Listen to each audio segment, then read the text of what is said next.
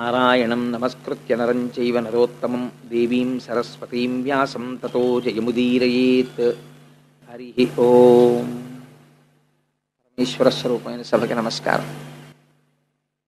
నేటి రోజు నేను మీతో ఒక మాట విజ్ఞాపన చేసి ఉన్నాను. మనిషి తన జీవితంలో ధ్రువుని యొక్క వృత్తాంతాన్ని వినాలి. అందున భాగవతాంతర్గతంగా వినడం అనేటటువంటిది మరింత గొప్ప విషయం. ఎందుకంటే భాగవత ప్రవచనం జరుగుతుండగా వినడం అన్నది. అందున ద్వాదశి నాడు కానీ, పౌర్ణమి నాడు కానీ, అమావాస్య నాడు కానీ, దినక్షయమునందు కానీ, అసుర సంధ్య వేళ కానీ ధ్రువ చరిత్ర వినమని. మనకి ఈశ్వరానుగ్రహం వల్ల ఏమైందంటే భీష్మ ఏకాదశి పక్కన వచ్చినటువంటి ద్వాదశి నిన్నటి రోజున ఉపవసించి భీష్మ ఏకాదశి నాడు మనందరం కూడా ఈశ్వర సంబంధంతో కాలాన్ని గడిపి ఉండడం చేత సత్వగుణం ఉబికి ఉంటుంది. చేత ఈ కాలమునందు ధ్రువ చరిత్ర వినగలిగేటటువంటి భాగ్యం మనకి ఆ కృష్ణ పరమాత్మ కటాక్షించాడు. ఎన్ని జన్మల తర్వాత మనకి అదృష్టం కలిగిందో. నేను ఎందుచేత ఈ మాట అంటున్నానంటే, మామూలుగా చూసినప్పుడు ధ్రువోపాఖ్యానము తెలియని వాళ్ళు ఇక్కడ ఉన్నారు అని నేను అనుకోను. ఒకవేళ ఎవరైనా తెలియని వారు ఉంటే ఏదో కొద్దిమంది ఉంటారు తప్ప ధ్రువుడి కథ తెలియనటువంటి వాళ్ళు ఎక్కువ మంది ఉండరు. సుందరకాండ తెలియని వాళ్ళు ఎలా ఉండరో అలాగే ధ్రువోపాఖ్యానం, ప్రహ్లాదోపాఖ్యానం తెలియని వారు ఉండరు. అయినా కూడా ధ్రువోపాఖ్యానం మనకి తెలుసు అని మనం అనుకుంటాం. కానీ ఆ ధ్రువోపాఖ్యానంలో చాలా రహస్యాలు ఉన్నాయి. తెలుసుకోవలసినటువంటి విషయాల్ని అందులో నిక్షేపించారు. మీకు నేను ఒక మాట చెప్పాను. భాగవతాన్ని ప్రారంభం చేసే ముందు వేదము యొక్క ఉత్తర భాగమైనటువంటి జ్ఞానకాండనంతటినీ కూడా వేదవ్యాసుడు ఉపనిషత్ సారాంశాన్నంతటినీ తీసుకొచ్చి భాగవతంగా ప్రతిపాదన చేశాడు. భాగవతంగా ప్రతిపాదన చేసి ఉంటే అది కేవలము జ్ఞాన సంబంధమే, అది తత్వ సంబంధమే అయి ఉన్నది. అయినప్పుడు అందులోకి కథలు ఎలా ప్రవేశించాయి, కొన్ని విషయాలను ఎలా తీసుకొచ్చి పెట్టారు మరి అంటే, సారభూతమైనటువంటి విషయములను పిండారు వ్యాసుల వారు. ఏది వింటే మనుష్య జన్మ సార్థకత పొందిపోతుందో అటువంటి వాటన్నింటినీ తీసుకొచ్చి హారం కింద గుచ్చారు. ఇవి మీరు తెలిసి వినండి, తెలియక వినండి, కథగా వినండి, తత్వంగా వినండి, ఎలా విన్నా సరే మీకు మహోపకారం చెయ్యగలిగినటువంటి సంఘటనల్ని, అటువంటి వృత్తాంతాల్ని తీసుకొచ్చి భాగవత పురాణంలో మనకి అందించాడు మహానుభావుడు. ధ్రువ చరిత్ర ఒక ఆశ్చర్యకరమైనటువంటి సందర్భం. ఎందుచేత ఆశ్చర్యకరమైన సందర్భము అన్నది మీకు నేను ఎక్కడికక్కడ ప్రస్తావన చేసే ప్రయత్నం చేస్తాను. మీకు నేను ఒక మాట మనవి చేశాను. మైథున సృష్టి జరగడం కోసమని బ్రహ్మగారు తన శరీరంలోంచి ఒక స్త్రీ స్వరూపాన్ని, పురుష స్వరూపాన్ని సృష్టి చేశారు అని. వారే స్వయంభవమనువు, శతరూప. స్వయంభవమనువు, శతరూప వారిద్దరూ కూడా ఉద్భవించిన తరువాత సృష్టి చెయ్యమని బ్రహ్మగారు ఆదేశించారు. వారికి 3 కుమార్తెలు, 2 కుమారులు కలిగారు. ఆ 3 కుమార్తెల పేర్లు నేను మొన్నటి రోజున చెప్పి ఉన్నాను. అకూతి, దేవహూతి, ప్రసూతి. కుమారులు ప్రియవ్రతుడు, ఉత్తానపాదుడు. ప్రియవ్రతుడి యొక్క వృత్తాంతం మనకి తర్వాత వస్తుంది. ఇవాళ మనం ఉత్తానపాదుడు గురించి మాట్లాడుకుంటున్నాం. ఆ ఉత్తానపాదుడికి 2 భార్యలు. మొదటి భార్య సునీతి, రెండవ భార్య సురుచి అనబడేటటువంటి 2 భార్యలు. ఆ 2 భార్యలతో ఉత్తానపాదుడు చాలా సంతోషంగా జీవితాన్ని గడుపుతున్నాడు. మీకు ధ్రువోపాఖ్యానంలో ఉన్న గమ్మత్తు ఏమిటంటే, మీకు ఆ పేర్లు వింటున్నప్పుడు ఏదో అనుమానం వస్తుంది. ఇది నిజంగా ఎక్కడో జరిగిన కథ, లేకపోతే ఏదైనా విషయాన్ని ఇందులో దాస్తున్నారా అన్న అనుమానం వస్తుంది. ఎందుచేత నేను ఈ మాట అంటున్నానంటే, ఆ పేరు పెట్టుకున్నవాడిని మీరు ఎక్కడైనా చూసారా? ఉత్తానపాదుడు అని పేరు పెట్టుకున్నవాడిని, పైకి కాళ్ళు ఉన్నవాడు ఉత్తానపాదుడు అంటే. అలా ఎలా ఉంటాడండి? అది అసహ్యంగా ఉంటుంది. కాళ్ళు పైకుంటే తలకాయ కిందకి ఎవరికీ ఉండదుగా. కానీ మనందరం అలాగే ఉన్నాం. ఎక్కడున్నాం? అమ్మ కడుపులో అలాగే ఉన్నాం. రేపు కపిల గీత విందురు. కానీ నిజంగా కపిల గీత వినడం అంటే పరమాత్మ సాంఖ్యం చెప్పడానికే కపిలావతారంలో వచ్చాడు. అది దేవహూతంతటిది కపిల గీత విని మోక్షాన్ని పొందేసింది. వ్యాసుల వారైతే ఒక మాట అన్నారు, అసలు ఈ కపిల గీత వినడం అనేటటువంటిది ఎప్పుడో సంభవిస్తుందయా. నేను మీకు చెప్పాను కదా, సారమంతా పిండేశాడు ఆయన. అందుకని ఈ కపిల గీత విన్నటువంటి వాళ్ళ యొక్క జీవితం మారిపోతోంది అన్నాడు ఆయన. అందుచేత మనమందరం ఉత్తానపాదులమే. అసలు మనం పుట్టే ముందు అందరం కూడా తల్లి కడుపులో పైకి కాళ్ళు పెట్టుకుని తల కిందకు పెట్టుకుని పడుకున్న వాళ్ళమే. ఆ తర్వాత అమ్మ కడుపులోంచి బయటికి వచ్చిన తర్వాత అన్ని ప్రాణులలో లాగే భూమికి అడ్డంగా పాకాం, తర్వాత నిలువుగా పెరిగాం. సరే, అందుచేత ఉత్తానపాదుడనేటటువంటి రాజుకి ఇద్దరు భార్యలు, ఒకరు సునీతి, ఒకరు సురుచి. సునీతి అన్న పేరు మీరు వినగానే తెలిసిపోయి ఉంటుంది మీకు. ఆవిడ ఏం చెప్తుందంటే నీతి చెప్తుంది. అందుకని ఆభిముఖ్యం ఉంటుందా? మర్యాద మంచి ఎప్పుడు లోపల నుంచి పలుకుతూనే ఉంటాయి. మనకి మాత్రమే వినపడుతుంది, వేరొకరికి వినపడదు. మీరు ఒక చెయ్యరాని పని చెయ్యాలి అని అనుకున్నారనుకోండి, లోపల నుంచి ఒక ప్రబోధం వస్తుంది. అయ్యో ఎందుకులే ఆ పని చేయకపోతే వచ్చిన నష్టం ఏమిటి, చేసి పాపం మూట కట్టుకోవడం తప్ప అనిపిస్తుంది మనకి. కానీ వెంటనే మాయ, అవిద్య, మనస్సు కామము వైపుకి ఈడ్చేసే ముందు చెయ్యరాని పనిని చేయిస్తుంది. ఆ ప్రబోధము యొక్క బలం ఎక్కువైపోతే అటువైపుకి తిరిగిపోతాం మనం. ఎక్కడో ఉండదు, సంఘర్షణ అంతా ఇక్కడే జరుగుతూ ఉంటుంది. అటువంటి సంఘర్షణ యందు సునీతికి ఒక కుమారుడు, సురుచికి ఒక కుమారుడు కలిగారు. సునీతికి కలిగినటువంటి కుమారుడు ధ్రువుడు, సురుచికి కలిగినటువంటి కుమారుడు ఉత్తముడు. ఇద్దరు కుమారులు కలిగారు. మీరు పేర్లు కొంచెం జాగ్రత్తగా జ్ఞాపకం పెట్టుకోవాలి.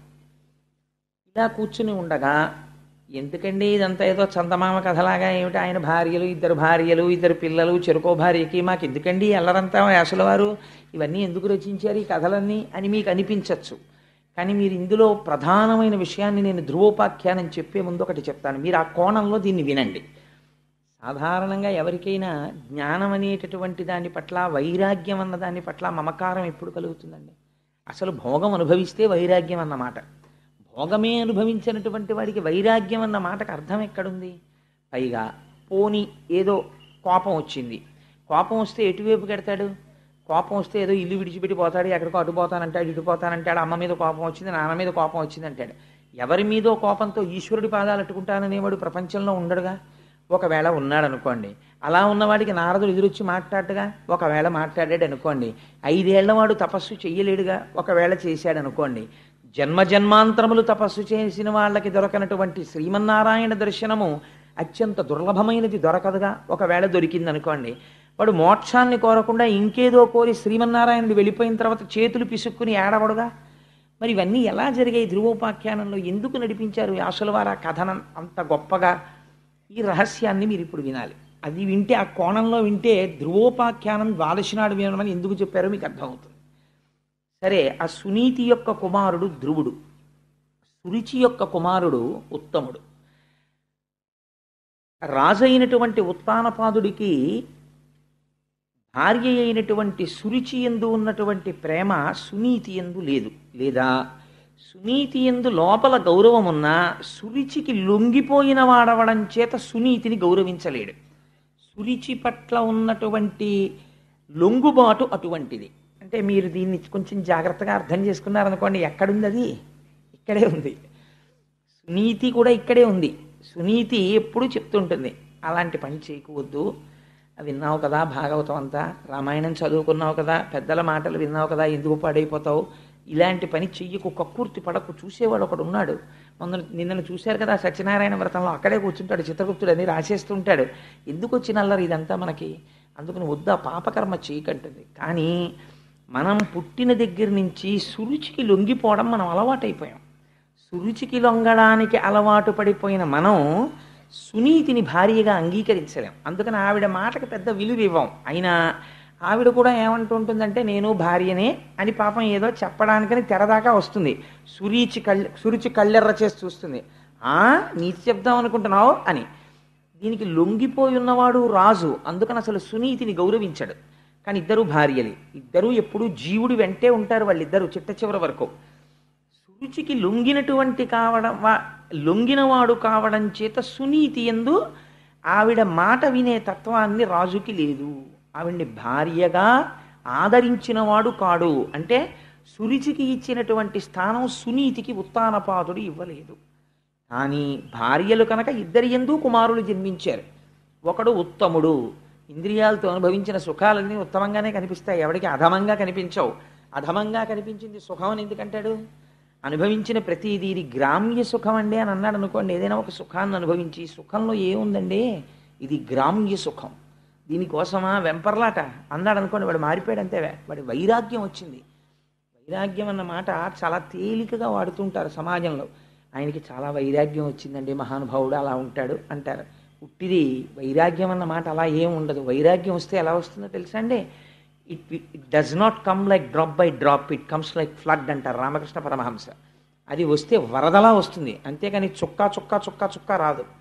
వైరాగ్యం వచ్చినటువంటి వాడు వైరాగ్యము కలగగానే 12 గంటలకి వైరాగ్యం కలిగితే 12:01 నుంచి మారిపోతాడు. వైరాగ్యం పైన కట్టుకున్న బట్టల్ని బట్టి తెలియదు, లోపల స్థితిని బట్టి తెలుస్తుంది వైరాగ్యం. కాబట్టి నిన్నను చూడండి, తత్వవిధానంద సరస్వతి మహారాజు వచ్చారు, అనుగ్రహ భాషణం చేస్తూ. వారి స్థితి ఏమిటో తెలుసా అండి? వారు కెమిస్ట్రీలో పిహెచ్డి, కృష్ణ యజుర్వేదంలో సైన్స్ అన్న సబ్జెక్టు మీద పిహెచ్డి. వారు రాణి నరసింహశాస్త్రి గారి కొడుకు. వేదాంతముల యందు వారికి ప్రవేశం ఉంది. వారు ఉపనిషత్తులన్నీ చదివారు, వేదాలన్నీ చదివారు, పురాణాలన్నీ చదివారు. ఇవాళ ఆత్మతత్వమునందు నిలబడిపోయినటువంటి మహాపురుషుడు, అంత నిరాడంబరుడు. ఎవరింటికైనా పలహారం చేయడానికి వచ్చారనుకోండి, ఇలా తెరేస్తే ఒప్పుకోరైనా. బ్రహ్మము తింటోంది, బ్రహ్మమును తింటోంది, నాతో పాటు తింటున్న వాళ్ళందరూ కూడా బ్రహ్మము తింటోంది, దానికి తెర ఎందుకని అడుగుతారు. అందరికీ పెట్టారా అండి అని అడుగుతారు. అందరూ తిన్నారా అండి అని తాను కూడా అందరితో పాటు కూర్చుని తింటారు. అందరికీ అన్ని ప్రశ్నలకి జవాబులు చెప్తారు. ఎంత శుద్ధమైన నవ్వు నవ్వుతారంటే, నాకు ఆయన నవ్వు చూస్తే సుందరకాండలో సీతమ్మ తల్లి నవ్వు గుర్తొస్తుంది.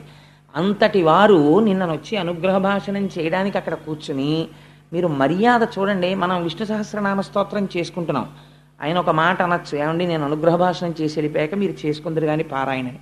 అయ్యో చేసుకోండి అన్నారు. అప్పటి వరకు అలా కూర్చుని, స్వామి మీరు అనుగ్రహ భాషణం చేయండి అంటే, వారి గురించి నేను చెప్పి ఉన్నాను అన్నాను, అంతే, నేనేం చెప్పలేదు నేను. ఆయన అన్నారు, కాలములో వచ్చి కాలములో వెళ్ళిపోయేవి, మిగిలినవన్నీ 2 మాత్రం సత్యాలు. ఒకటి, నేను దయానంద సరస్వతి మహారాజు శిష్యుణ్ణి, నన్ను తత్వవిధానంద సరస్వతి స్వామి అంటారు. ఆయన వైరాగ్యం చెప్పడానికి ఆ 2 మాటలు చాలు. ఈ జీవుడు పిహెచ్డీలు ఇవి నా వెంట వచ్చేవి కావు, కానీ నా స్వస్వరూపమును నాకు భాషింపచేసిన గురువు ఎవరో అది సత్యం. ఆ గురువు వలన తెలుసుకున్న జ్ఞానము చేత ఈ శరీరమునకు పెట్టబడిన పేరు వదిలి తత్వమును తెలుసుకున్న తర్వాత నేను పొందిన స్థితి సత్యం. ఈ 2 సత్యాలు, మిగిలినవి కాలములో వెళ్ళిపోయేవి, వాటి గురించి ప్రమేయం లేదు. ఎంత గొప్ప మాట అండి! ఎంత వైరాగ్యమన్న సముద్రంలోంచి పుట్టుకొచ్చిన ఆణిముత్యాల ఆ మాటలు. దాన్ని అనుగ్రహ భాషణం అని పిలుస్తారు. అలా లోపల వడపోత పోయగలిగిన ధీరుడైన వాడు మాట్లాడతాడే, అందుకే జ్ఞానిని ధీరాహ అని పిలుస్తారు. అందుకే నేనన్నా వారి దర్శనం సుఖబ్రహ్మ దర్శనం అని. ఎంత గొప్ప మాటలు చూడండి ఆ మాటలు. సో వైరాగ్యం అనేటటువంటిది చుక్క చుక్క చుక్క చుక్క చుక్క రాదు, వస్తే వరద కింద వస్తుంది అంతే, మనిషిని మార్పు తీసుకురావడానికి. అయితే మాకు ఎప్పటికీ రాదా అండి అని అనుకోక్కర్లేదు. అది ఇప్పుడు వస్తుంది అంటే ఈశ్వరానుగ్రహం, శ్రవణం జరుగుతుండాలి. అలా విగ్రహాన్ని మీరు నల్లరాతిని తీసుకెళ్ళి శిల్పి దగ్గర పెట్టి, అయ్యా రేపు పొద్దుటికి వెంకటేశ్వర స్వామి వారు తయారవ్వాలండి అంటే శిల్పి అయ్యో 3 నెలలు పడుతుందండి అంటాడు. అంతేగాని పెద్ద చుట్టట్టుకొచ్చి ఢామ్ ఢామ్ కొట్టేయడు. చిన్న ఉలిని పట్టుకొని, చిన్న సుత్తిని పట్టుకొని, కన్నిరెప్ప దగ్గర నుంచి జాగ్రత్తగా దెబ్బ దెబ్బ దెబ్బ దెబ్బ దెబ్బ దెబ్బ కొట్టాలి. కొట్టిన తరువాత ఆగమం ప్రకారం శిల్పం తయారవుతుంది. అప్పుడు దాన్ని ప్రతిష్ఠ చెయ్యాలి, అభిషేకం చెయ్యాలి, అప్పుడు దానికి కళ్ళకున్నటువంటి మైనం తీయాలి. అప్పుడు ఆ స్వామి మీకు అనుగ్రహాన్ని కటాక్షించగలిగినటువంటి మూర్తి అవుతుంది. అంతే తప్ప ఒక విగ్రహం మీకు అకస్మాత్తుగా రమ్మంటే రానట్లుగా వైరాగ్యము జ్ఞానము ఒక్కసారి సిద్ధించమంటే ఎలా సిద్ధిస్తాయి? దానికి శ్రవణము నడుస్తూ ఉండాలి. భగవత్ సంబంధమైనటువంటి విషయాన్ని వినడం అన్నది జరుగుతూ ఉండాలి. అది జరగకపోతే అది కుదిరే విషయం కాదు. కాబట్టి ఆ సురుచి సునీతి 2 భార్యలతో ఉత్తానపాదుడు ఉన్నాడు. ఒకానొక నాడు ఒక ఆశ్చర్యకరమైన సంఘటన. ఇది మామూలు మన ఇళ్లల్లో అయితే చెప్పుకోవలసినటువంటి సందర్భమే కాదు. దానికి వ్యాసుడు మురిసిపోయి, ఎవరండి రాసినవాడు? ఎవరో సాంఘిక నవలు రాసేవాళ్ళో, చందమామలో కథ రాసేవాళ్ళో వాళ్ళు రాయలేదు. లేకపోతే ఏదో పత్రికకి సరదాగా రాత్రి కూర్చునో కథ రాసేవాళ్ళు రాయలేదు. ఈ సంఘటనని తీసుకొచ్చి ఒక మహాత్ముడి యొక్క జీవితంగా, మీ జీవితాన్ని మార్చగలిగిన సందర్భంగా ఒక సంఘటనని వ్యాసుడు ఆవిష్కరిస్తున్నాడు. పోతన గారు పరవశించి అనువాదం చేశారు. ఇది రాముడు నా చేత అనువాదం చేయించాడన్నారు. ఏమిటి ఆ సంఘటన? అంత గొప్ప సంఘటన ఏం జరిగింది అంతఃపురంలో అంటే, మీరు ధ్రువోపాఖ్యానాన్ని మామూలుగా ఇన్ బిట్వీన్ ది లెటర్స్ అంటారు ఇంగ్లీష్లో, అలాగా మీరు దాన్ని అక్షరాల కింద చదివారనుకోండి, అది పెద్ద సంఘటనే కాదు. కానీ ఒక గొప్ప సంఘటన జరిగింది. ఏమా సంఘటన మీరు అవధరిద్దురు గాని. ఒకనాడు సుఖలీల నుత్తాన పాదుండు ఎరి ప్రియురాలైన సురిచి కన్న కొడుకు ఉత్తము తన తొడలపై నిడుకొని ఉపలాలనము చేయుచున్న వేళ అర్ధితదారోహణాపేక్షితుండైన ధ్రువుని కనుంగొని తివక ఆదరింపకుండుటకు గర్వించి ఆ సురుచియు సవిత బిడ్డండైన ధ్రువుని చూచి తండ్రి తొడనెక్క వేడుక తగిలనేని పూని నాగర్భమున నాడు పుట్టక అన్యగర్భమున పుట్ట కోరిన కలది నేడు జనకు తొడయక్కు భాగ్యంబు సవతి కొడక. ఎంత గొప్ప అనువాదమో చూడండి ఆ శిశపద్యం. ఒకనాడు ఉత్తానపాదుడు కూర్చునున్నాడు, సింహాసనం మీదేం కాదు, అంతఃపురంలో కూర్చునున్నాడు. పక్కన సురిచి నిలబడి ఉంది. సునీతిని దగ్గరికి రానివ్వడుగా, సురిచే ఉంటుంది ఎప్పుడు. సురిచి కొడుకైనటువంటి ఉత్తముడు తండ్రి తొడ మీద కూర్చున్నాడు. తండ్రి తొడ మీద కూర్చోవాలనేటటువంటి ఉత్సుకత కొడుక్కి సాధారణంగా ఉంటుంది. ఎంచేత అంటే ఆయన పెద్ద ఆఫీసర్ అవనివ్వండి, చుట్టూ ఆఫీసర్స్ని పెట్టుకుని ఇంట్లో ఏదైనా మాట్లాడుతుండనివ్వండి, కొడుకు పరిగెత్తుకుంటూ వచ్చి వాడికి ఏం తెలుసు అరమరికలు, నాన్నగారండి నాన్నగారండి నేను ఒళ్ళో కూర్చుంటాను, నేను ఒళ్ళో కూర్చుంటానంటాడు. తండ్రి ఇప్పుడు కాదు అలా కూర్చో, ఇప్పుడు అలా కాదు కూర్చో, అలా అన్న కొద్దీ వాడికి ఎక్కాలనిపిస్తుంది పిల్లాడికి. అదో విచిత్రం. పిల్లలకి తండ్రి తొడ మీద కూర్చుంటే ఉన్న ఆనందం వాడు మహాసామ్రాజ్య పట్టాభిషేకం పొందినట్టు ఆనందిస్తాడు. తండ్రి తొడ మీద కూర్చోవాలనుకుంటాడు. తండ్రి కూడా అంతే యథార్థానికి.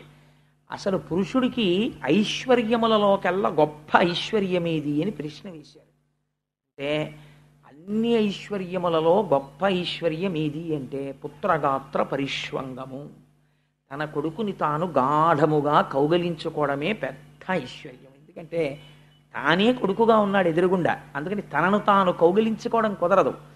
తన కొడుకుని కౌగిలించుకోవడం అంటే ఏమంటే కుమార్తె కూడా అలాగే పుట్టింది కదా అని మీరు అడగచ్చు. కానీ శాస్త్రం కన్న కూతురైనా సరే 5 సంవత్సరములు దాటిన తరువాత కూతురు నిద్రపోతుంటే తండ్రి ఆ గదిలోకి వెళ్ళడానికి నిషిద్ధం. తండ్రితో కలిసి కూతురు ఏకశయ్యందు నిద్రించడం నిషిద్ధం. ఒక మర్యాద పెట్టింది సమాజమునందు, ఆ గౌరవం నిలబడ్డం కోసమని అంత గౌరవాన్ని నిక్షేపించింది. తండ్రికి కూతురు మీద మిక్కుటమైన ముద్దొస్తే కొడుకునైనా సరే ఎక్కడ పడితే అక్కడ ముద్దు పెట్టడానికి వీల్లేదు, ధర్మశాస్త్రం అంగీకరించదు.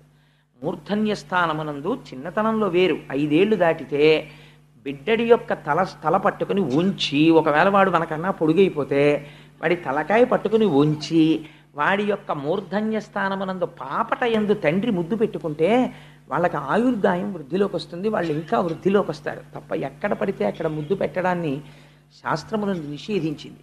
అందుచేత తండ్రి కొడుకు మీద, తండ్రి యొక్క తొడ మీద కూర్చునున్నాడు ఉత్తముడు, సురుచి కొడుకు. పాపం సునీతి కొడుకు పరుగు పరుగున వచ్చాడు. ఆయన ధ్రువుడు, ఆయనకి కూడా కోరిక కలిగింది నాన్నగారి తొడ మీద కూర్చోవాలి అని. వచ్చి నాన్నగారు నాన్నగారు నేను కూడా కూర్చుంటాను నాన్నగారు అన్నాడు. తండ్రి ఎక్కించుకోలేదు తొడ మీద. ఎందుకు ఎక్కించుకోలేదు? కొడుకు మీద ప్రేమ లేక కాదు, మీరు అది గమనించాలి.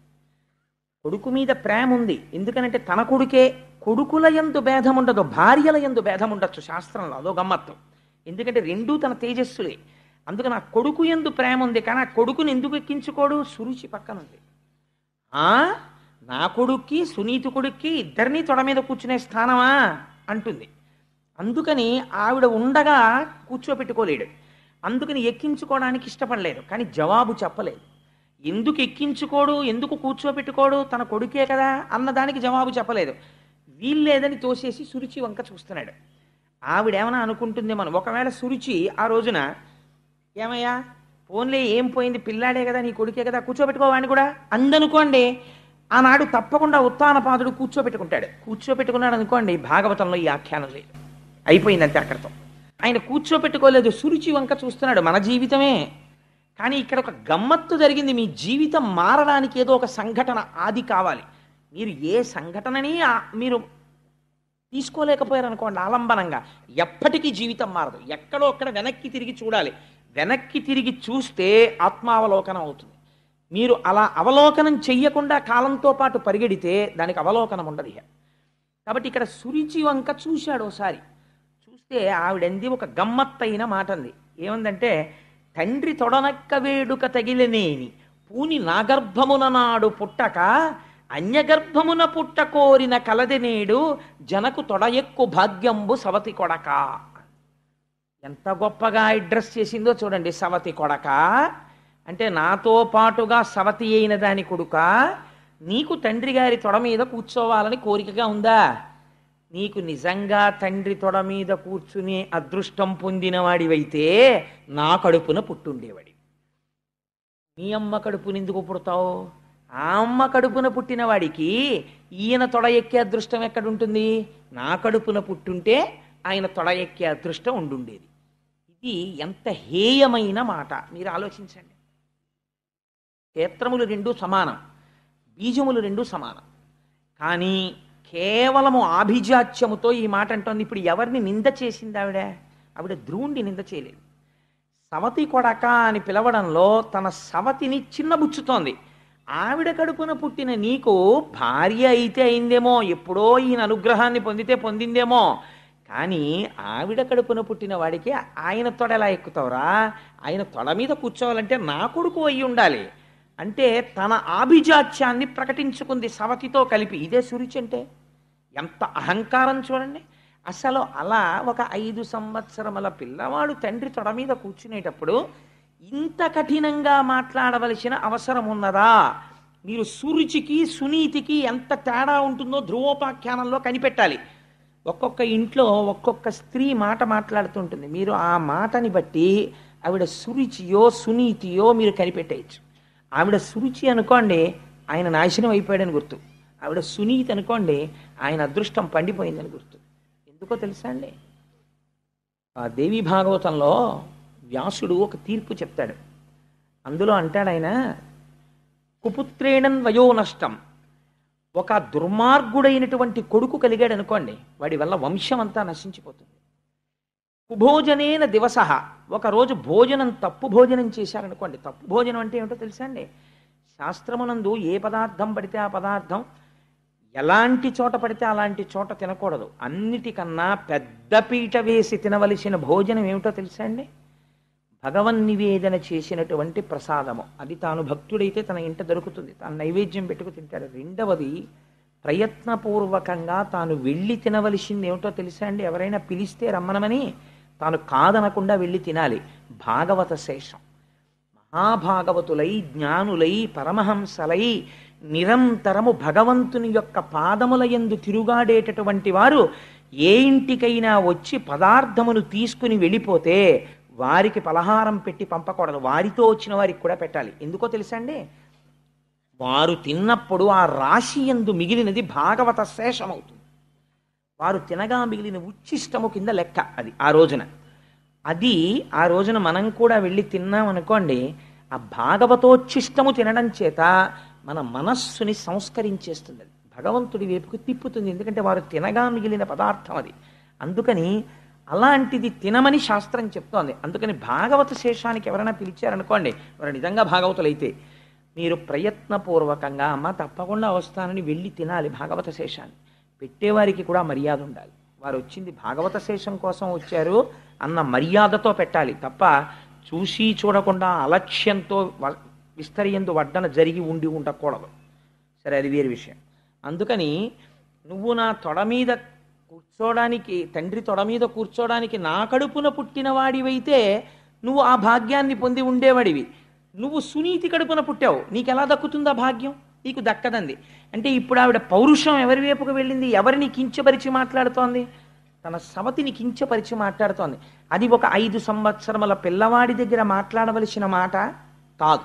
ఇది పిల్లవాడికి అర్థం అవుతుందా? పోని అయ్యో ఏమిటి మా అమ్మ కడుపున పుట్టడం వల్ల నేను తొడెక్కకూడదంటుంది ఏమిటి అని వాడు ఆశ్చర్యంగా, వాడికి కారణం అర్థం కాలేదు. 5 సంవత్సరముల పిల్లవాడికి ఈ కారణం అర్థం కాక అయోమయంగా ఆవిడ వంక చూశాడు. నీ కడుపున పుట్టడం అమ్మ కడుపున పుట్టడానికి ఎవరికైనా వాళ్ళ అమ్మ కడుపు వాళ్ళకి గొప్ప. మీరు ఇంకొకటి ఆలోచించండి. నేను ఒక తల్లి కడుపున జన్మించాను, నువ్వు ఆ తల్లి కడుపున జన్మించి ఉండకుండా ఉండవలసినది అన్నారనుకోండి, అది నా ప్రమేయమా, నా ఎన్నిక? ఈశ్వరుడైతే అలా పుడతాడు. అయినా నేను ఏ కడుపున పుట్టినా నా యొక్క నడువడి చేత ఆ కడుపు ధన్యం అవ్వాలి. అందుకే ఒక మహాపురుషుడు కనపడ్డాడు అనుకోండి, ఒక ఆయన పరమ భాగవతోత్తముడో లేకపోతే దేశసేవ చేసినవాడో సత్పుత్రుడో అనుకోండి, వెంటనే ఎవరిని స్మరిస్తారంటే తండ్రిని స్మరించరు ముందు. ఏ తల్లి కన్న కొడుకో మహానుభావ మిమ్మల్ని ఏ అమ్మ కందోనండి అంటారు. తన వల్ల అమ్మ కడుపు పండుతోందా, లేకపోతే అమ్మ కడుపు ఫలానా అమ్మ కడుపున పుట్టడం వల్ల తను గొప్పవాడవుతాడా? అసలు ఆ మాట తప్పు. సురుచి చెప్పిన మాట తప్పు. కాబట్టి సురుచి చెప్పేవన్నీ అలాగే ఉంటాయి మాటలు. ఈ మాటలు మాట్లాడుతుంటే ఉత్తానపాదుడు ఊరుకున్నాడు. అందుకే పైకి కాళ్ళెట్టి కిందకి తలెట్టి పుడుతూ వెడుతూ ఉంటాడు. ఇలా సురుచికి లొంగినవాడు కాబట్టి ఎంత ధర్మాన్ని ప్రతిపాదన చేసేస్తున్నాడో చూడండి వ్యాసుడు. పైకొక్క సీసపద్యం, లోపల ఇన్ని రహస్యాలు. అందుకని ద్వాదశనాడు విని దగ్ధమైపోతుందన్నారు అజ్ఞానం. కాబట్టి ఏమైంది, అటువంటి మాట సురుచి మాట్లాడుతుంటే వింటుంటే అర్థం కాక పిల్లవాడు ఆవిడ వంక చూశాడు. చూస్తే సురుచెంది వీడికి అర్థం కాలేదని, నా కడుపున పుట్టడం అంటే మళ్ళీ టంగుని ఏదో నా కడుపులో దూరి మళ్ళీ బయటికి రావడం కుదురుతుందా? నా కడుపున పుట్టడం అంటే మాటలు అనుకున్నావా? నా కడుపున పుట్టడం అంటే దానికి ఎంత అదృష్టం ఉండాలో తెలుసా అని ఒక సిద్ధాంతం చేసేసింది తనకి తానే. ఇది అలా సిద్ధాంతం చేయడానికి తనకి యోగ్యత పాత్రత నిజంగా ఉన్నాయనుకోండి, తను మహాజ్ఞాని అనుకోండి, తాను మహాపురుషుడు అనుకోండి, ముందుండేది ఏమిటో తెలుసా అండి? అపారమైన లజ్జ ఉంటుంది, చాలా సిగ్గుగా ఉంటుంది. తనకి ఎవరో బ్రహ్మరథం పడుతున్నారు అనుకోండి, చాలా సిగ్గుపడిపోతాడు. ఎందుకంటే బాబు ఇవన్నీ నాకు అంటాడు. తత్వవిధానంద సరస్వతి మహారాజును చూడండి, మీరు ఏమైనా కొంచెం ఎక్కువ గౌరవం చేసే ప్రయత్నం చేశారనుకోండి, ఆయన సిగ్గుపడిపోతారు. అయ్యయ్యో ఎందుకంటే బాబు నాకు అవన్నీ అంటారు. గట్టిగా పువ్వులు తీసుకెళ్ళి మీరు ఆయన పాదాల మీద వేస్తే ఆయన అంగీకరించరు. ఎందుకంటే అవన్నీ అలా చేయకండి అంటారు. మీరు ఇంకో 4 పూలదండలు వేస్తే ఆయన అంగీకరించరు. ఎందుకంటే అవన్నీ అలా వేసేస్తారు, అనవసరం అన్ని పూలదండలు అంటారు. 2 మాటలు ఎక్కువ పొగిడారనుకోండి, చాలా సరళంగా అవన్నీ కాలగతిలో వెళ్ళిపోయేవండి, అవన్నీ ఏంటి అంటారు. అసలు జ్ఞాపకంలోకి తెచ్చుకోరు. వాళ్ళు లజ్జతో ఉంటారు. ఎందుకనంటే ఆ మాటలు వాళ్ళని శూలం పెట్టి పొడిచినట్టు ఉంటాయి. ఎందుకురా బాబు ఈ పొగడ్తలన్నీ నాకు అన్నట్టుగా ఉంటారు వాళ్ళు. అందుకని ఆ సిగ్గుతో కూడినటువంటి స్థితి ఈశ్వరానుగ్రహం. భక్తి ఉన్న వాళ్ళకి మాత్రమే అబ్బుతుంది. భక్తి లేకుండా రాజసమైన స్థితిలో ఉన్నవాడికి పొగుడుతుంటే చాలా సంతోషంగా ఉంటుంది. అయితే ఒకటి, అది ఒకనాటికి సాత్విక భక్తి కింద పరిణమించవచ్చు. నిజంగా ఆయన చాలా మంచి పనులు చేసినవాడు అనుకోండి, ఒకవేళ ఇవాళ పొగిడితే సంతోషించవచ్చు. కానీ ఆ భక్తి ఒకనాడు ఆయన్ని ఉద్ధరిస్తుంది, ఆయన్ని మంచి స్థితికి తీసుకెడుతుంది, రాజసంలోంచి తామసంలోకి తీసుకెడుతుంది. నిష్కారణ పొగుడుకోకూడదు. అందులో తనని తాను పొగుడుకున్నాడు అనుకోండి, వెంటనే తాను చచ్చిపోయినట్టే, ఆత్మహత్య చేసేసుకున్నట్టు. కాబట్టి ఇప్పుడు ప్రాయశ్చిత్తం చేసుకోవాల్సి ఉంటుంది. సురుచి ఎలా మాట, సురుచితో బాగా సంగం ఉన్నవాడికి ఉండే అలవాటు ఏమిటో తెలుసా అండి? తన్ని పొగుడుకోవడం, ఎదుటివాళ్ళలో దోషం పడుతుండడం. ఎప్పుడూ ఎదుటివాళ్ళలో దోషం పడుతుంటాడు, తనని పొగుడుకుంటుంటాడు. అంటే ఆయన సురుచిని భార్యగా పొంది ఉన్నాడు, లొంగి ఉన్నాడని పసిగట్టవచ్చు. కాబట్టి నువ్వు ఎక్కువ మాట్లాడక్కర్లేదు. నీకు లోకం యొక్క పోకడని ఒక వృత్తాంతంలో తేల్చేస్తాడండి వ్యాసుడు. ఆయన సమర్థత అటువంటిది అని ఆవిడంది. నిజంగా నీకు ఆ నాన్నగారి తొడ మీద కూర్చోవాలని కోరిక ఉంటే నా కడుపున పుట్టి ఉండవలసింది. నా కడుపున పుట్టలేకపోయావు కదా, నా కడుపున పుట్టలేకపోయిన వాడు ఇప్పుడు మళ్ళీ తండ్రి తొడ మీద కూర్చోవాలంటే ఏ పని చేయాల్సి ఉంటుందో తెలుసా? అదిగానా నీ వదోక్షు పాద పద్మములాశ్రయింపు పాయక హరినా యుదరమున పుటనిచ్చును వదలక ఎట్లైన ముదము వడసెదవనగా. మళ్ళీ నువ్వు నా కడుపులోంచి బయటికొచ్చి మీ తండ్రి తొడ మీద కూర్చోవాలంటే, నా కడుపున పుట్టేటంతటి అర్హత నువ్వు పొందాలంటే ఏం చెయ్యాలో తెలుసా? అదోక్షజుడు అంటే ఇంద్రియములకు లొంగనివాడు ఉన్నాడే, అటువంటి మహానుభావుడైనటువంటి శ్రీ మహావిష్ణువు యొక్క పాదారవింద సంసేవనం చేస్తే, ఆయన అనుగ్రహిస్తే, ఆయన అనుగ్రహించాడని గుర్తేమిటో తెలుసా? శ్రీమన్నారాయణ అనుగ్రహము కలిగితే నువ్వు నా కడుపున పుడతావు. అల్లా పుట్టాడు రా ఉత్తముడు, అందుకని తండ్రి తొడ మీద కూర్చున్నాడు. శ్రీమన్నారాయణ అనుగ్రహము నీ యందు లేదు, అందుకని నువ్వు ఎక్కడ పుట్టావు? సునీతి యందు పుట్టావు. అసలు నిజంగా అనుగ్రహం ఉంది కాబట్టి సునీతి యందు పుట్టాడు. అనుగ్రహం లేదు కాబట్టి ఉత్తముడు సురుచి యందు పుట్టాడు. ఆవిడేం చెప్తోంది? తిరగేసి చెప్తోంది. ఇది ఎవరి మాటలో తెలుసా అండి? మొత్తం సుందరకాండని తీసుకొచ్చారు ఈ తేటగీతి పద్యంలోకి. ఎవరు మాట్లాడతారు ఈ మాటలో? విహర రమస్వ భుంచ్వ భోగాన్ ధన నిచయం ప్రతిశామి మిదినించ మైలలలనే యథాసుకత్వం తైచ సమేత్తలంతు బాంధవాస్తే. రావణుడు మాట్లాడతాడు సుందరకాండలో. ఎందుకు ఈ తపస్సు, ఎందుకు ఈ ఒంటి జడ, ఎందుకు ఈ ఉపవాసాలు? హాయిగా రమించు, భోగించు, నీకు కావలసినంత డబ్బిస్తాను, అని ఈశ్వరుడి వైపుకి తిరుగుతున్నటువంటి మనస్సుని భౌతికమైనటువంటి సుఖము వైపుకి తిప్పుతాడు. పైగా ఇది ఎంత అదృష్టం ఉంటే సుఖపడగలమండి. ఒక విచిత్రమైన వేదాంతం చెప్తాడు. ఇంటిలో ఐశ్వర్యం ఉండి ఏకాదశి నాడు ఉపవాసం చేశాడు. ఎందుకు చేశాడు?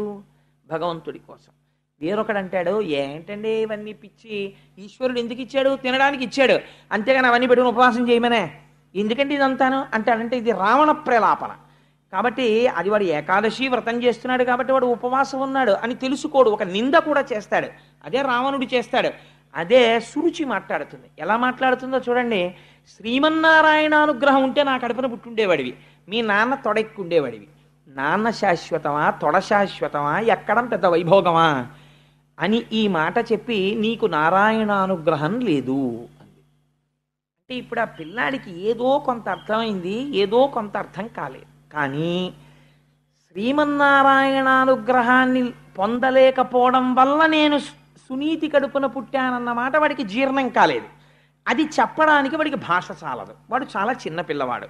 అందుకని ఇప్పుడు వాడు ఏం చేస్తాడంటే, చెప్పడం చేత కాలేదనుకోండి ఆ పిల్లాడికి, వాడు చేసే పని ఏమిటంటే మొయ్యోమని ఏడుస్తాడు. కాబట్టి ఇప్పుడు వాడు ఏం చేశాడంటే, నాన్న తొడక్కనివ్వలేదు, సురుచి ఏదో మాట్లాడుతోంది, తనకు అర్థం కాలేదు, ఇది ఒక గొప్ప సంఘటన, ఇది మనకి ఒక పరమపావనమైన ఆఖ్యానాన్ని అందించబోతోంది. అందుకని వ్యాసుడి ఈ శ్లోకాన్ని తీసుకున్నాడు. ఇక్కడ నుంచి వాడు ఏడుస్తూ, ఇలా ఏడిచిన వాడు లేడురా. ఏడిచిన వాళ్ళందరూ సురుచి కోసం ఏడిచిన వాళ్లే. నాకు ఇంకా కారు లేదని ఏడిచినవాడు, నాకు ఆ భోగం లేదని ఏడిచినవాడు, ఈ భోగం లేదని ఏడిచినవాడు, ఈశ్వరుడు అన్నీ ఇచ్చినా కూడా ఏదో వెతుక్కున్నది లేదని ఏడిచినవాడు, ఉన్నాయని తృప్తిపడి ఈశ్వరుడి కోసం ఏడ్చినవాడు లేడు. ఇవాళ నారాయణానుగ్రహం నాకెందుకు లేదని ఏడుస్తూ వెళ్ళిపోతున్నాడు, చెప్పుకోవడం చేత కానివాడు. ఇది ఆశ్చర్యకరమైన సంఘటన. 5 ఏళ్ల పిల్లవాడికి ఇట్లాంటి ఆలోచన వచ్చింది. ఈ ఆలోచన రావడం గొప్పతనం. సాధారణంగా ఎవరికి రాది ఆర్తి. కాబట్టి అది వైరాగ్యమే. నాకు ఎందుకు రాదు అనుగ్రహం అని ఏడవడం, ఆ ఏడుపే వైరాగ్యం. కాబట్టి అది తెలిసి తెలియని వైరాగ్య సంపద ఏర్పడింది. కానీ దీన్ని పూర్ణ వైరాగ్యం చేసేవాడు వాడు ఉండాలి. ఇప్పుడు దాన్ని మార్గమునందుకు త్రిప్పగలిగిన వాడు ఉండాలి. వాడు ఏడుస్తూ అమ్మ దగ్గరికి వెళ్ళాడు. సునీతి మాటకి సురుచి మాటకి ఎర్రగీత గీసినంత తేడా ఉండాలి. అలా లేదనుకోండి, మీరు ఆవిడ్ని సునీతి అని పిలవడానికి వీల్లేదు కదా. అందుకని వాడు ఏడుస్తూ అమ్మ దగ్గరికి వెళ్ళాడు. ఎందుకురా ఏడుస్తున్నావు అని అడిగింది అమ్మ. అమ్మ ఏమడుగుతుందండి? ఏ పిల్లాడి ఏడుస్తుంటే ముందు అమ్మ ఏమడుగుతుందంటే, ఏనన్నా ఎందుకు ఏడుస్తున్నావు అంటుంది. అమ్మ దగ్గర ఒక లక్షణం ఉంటుంది, మీరు గమనించండి. ఆ ఎదురు పోర్షన్ వాళ్ళు ఈ పోర్షన్ వాళ్ళు చాలా స్నేహితులు. పిల్లాడు అలోహమని ఏడుస్తూ అమ్మ దగ్గరికి వెళ్ళాడు అనుకోండి, పెద్ద గోల పెట్టేస్తాను. ఎందుకురా ఏడుస్తున్నావు అన్నాడు అనుకోండి, అమ్మ అమ్మ నన్ను ఎదురింటి అక్క ఆడనివ్వట్లేదమ్మా అన్నాడు అనుకోండి, నువ్వు ఆ అక్కతో మాట్లాడకంటుంది, నువ్వు అక్కతో మాట్లాడకు, చెప్తాను నేను ఈ మాట దాని సంగతి అంటుంది. అంటే పిల్లాన్ని ఉపశమింప చేయడం కోసం చిన్న అక్కస వస్తుంది అమ్మకి, తన పిల్లాడికి ఏదో పొరపాటు జరిగిపోయిందని. అమ్మ అంత నిష్పక్షపాతంగా ఉండడం కష్టం. అమ్మ అంటేనే అంతండి. పిల్లాడికి ఇంత హాని జరిగితే తనకి ఏదో పాము కుట్టినంత పరితపించిపోతుంది. అలాంటి అమ్మ లేకపోతే లోకం ఎక్కడుంది? కాబట్టి అమ్మ అలా మాట్లాడుతుంది. కానీ సునీతి మాట్లాడడంలో ఉన్న గమ్మత్తు ఎలా ఉంటుందో చూడండి. ఆవిడ దగ్గరికి వెళ్ళి పిల్లాడు ఓహో ఏడుస్తున్నాడు. వాడికి ఎందుకు ఏడుస్తున్నావురా అంటే, నేనేమిటో శ్రీమన్నారాయణ అనుగ్రహం నాకు లేదుట, అందుకని నీ కడుపున పుట్టాంట, ఇవన్నీ చెప్పడం వాడికి చేత కాదు. ఏడుస్తుంటే ఆవిడ అటు ఇటు చూస్తోంది, ఎందుకు ఇలా ఏడుస్తున్నాడని. సవతి ఆడిన మాటల సారెతలచి, ఈలోగా అక్కడ ఉండేటటువంటి అంతఃపుర కాంతలు కొంతమంది పరిగెత్తుకొచ్చారు. ఎందుకమ్మా పిల్లాడు ఏడుస్తున్నాడు అని అడిగారు. అడిగితే వీడు చెప్పలేడు. వాళ్ళు అన్నారు, అమ్మా అనరాని మాట ఒకటంది సురుచి ఇవ్వాల. నీ కొడుకు తండ్రి గారి దగ్గరికి వెళ్ళి తొడ మీద కూర్చుంటానన్నాడు. నీకు నారాయణానుగ్రహం లేదురా, అందుకుని సునీతి కడుపున పుట్టావు. నా కడుపున పుట్టుండేదానివి అనుగ్రహం ఉంటే నువ్వు అది నా కడుపున పుట్టకుండా నాన్న తొడ మీద ఎలా కూర్చుంటావని అడిగింది. అంటే ఇప్పుడు సునీతి ఏడ్చింది ఈ మాటకి. ఏడ్చి ఆవిడంది, సవతి ఆడిన మాటల సారె తలచికొనుచు బేర్చిన దుఃఖాబ్ది కుందుచుండే దావ పావక శిఖిలచే తగిలి కాంతి వితతి కందిన మాధవీ లతిక స్పోలే. ఎంత గొప్ప మాటో చూడండి. మాధవీలత అని అతి సున్నితమైనటువంటి ఒక తీగ, ఒక జాజి తీగో ఒక మల్లె తీగో పందిరెక్కుతోంది. దాన్ని మీరేం కాల్చేయలేదు. కానీ చాలా నాజూకుగా పరమకోమలంగా ఉండేటటువంటి ఒక మల్లె తీగకి కొద్దిగా అంత దూరంలో ఎవరో చెత్త తగలపెట్టారు. ఒక పెద్ద మంట రేగింది. దాని సెగ ఈ తీగకి కొట్టింది. అసలే తీగ పరమ సౌకుమార్యంతో కూడినటువంటి తీగ.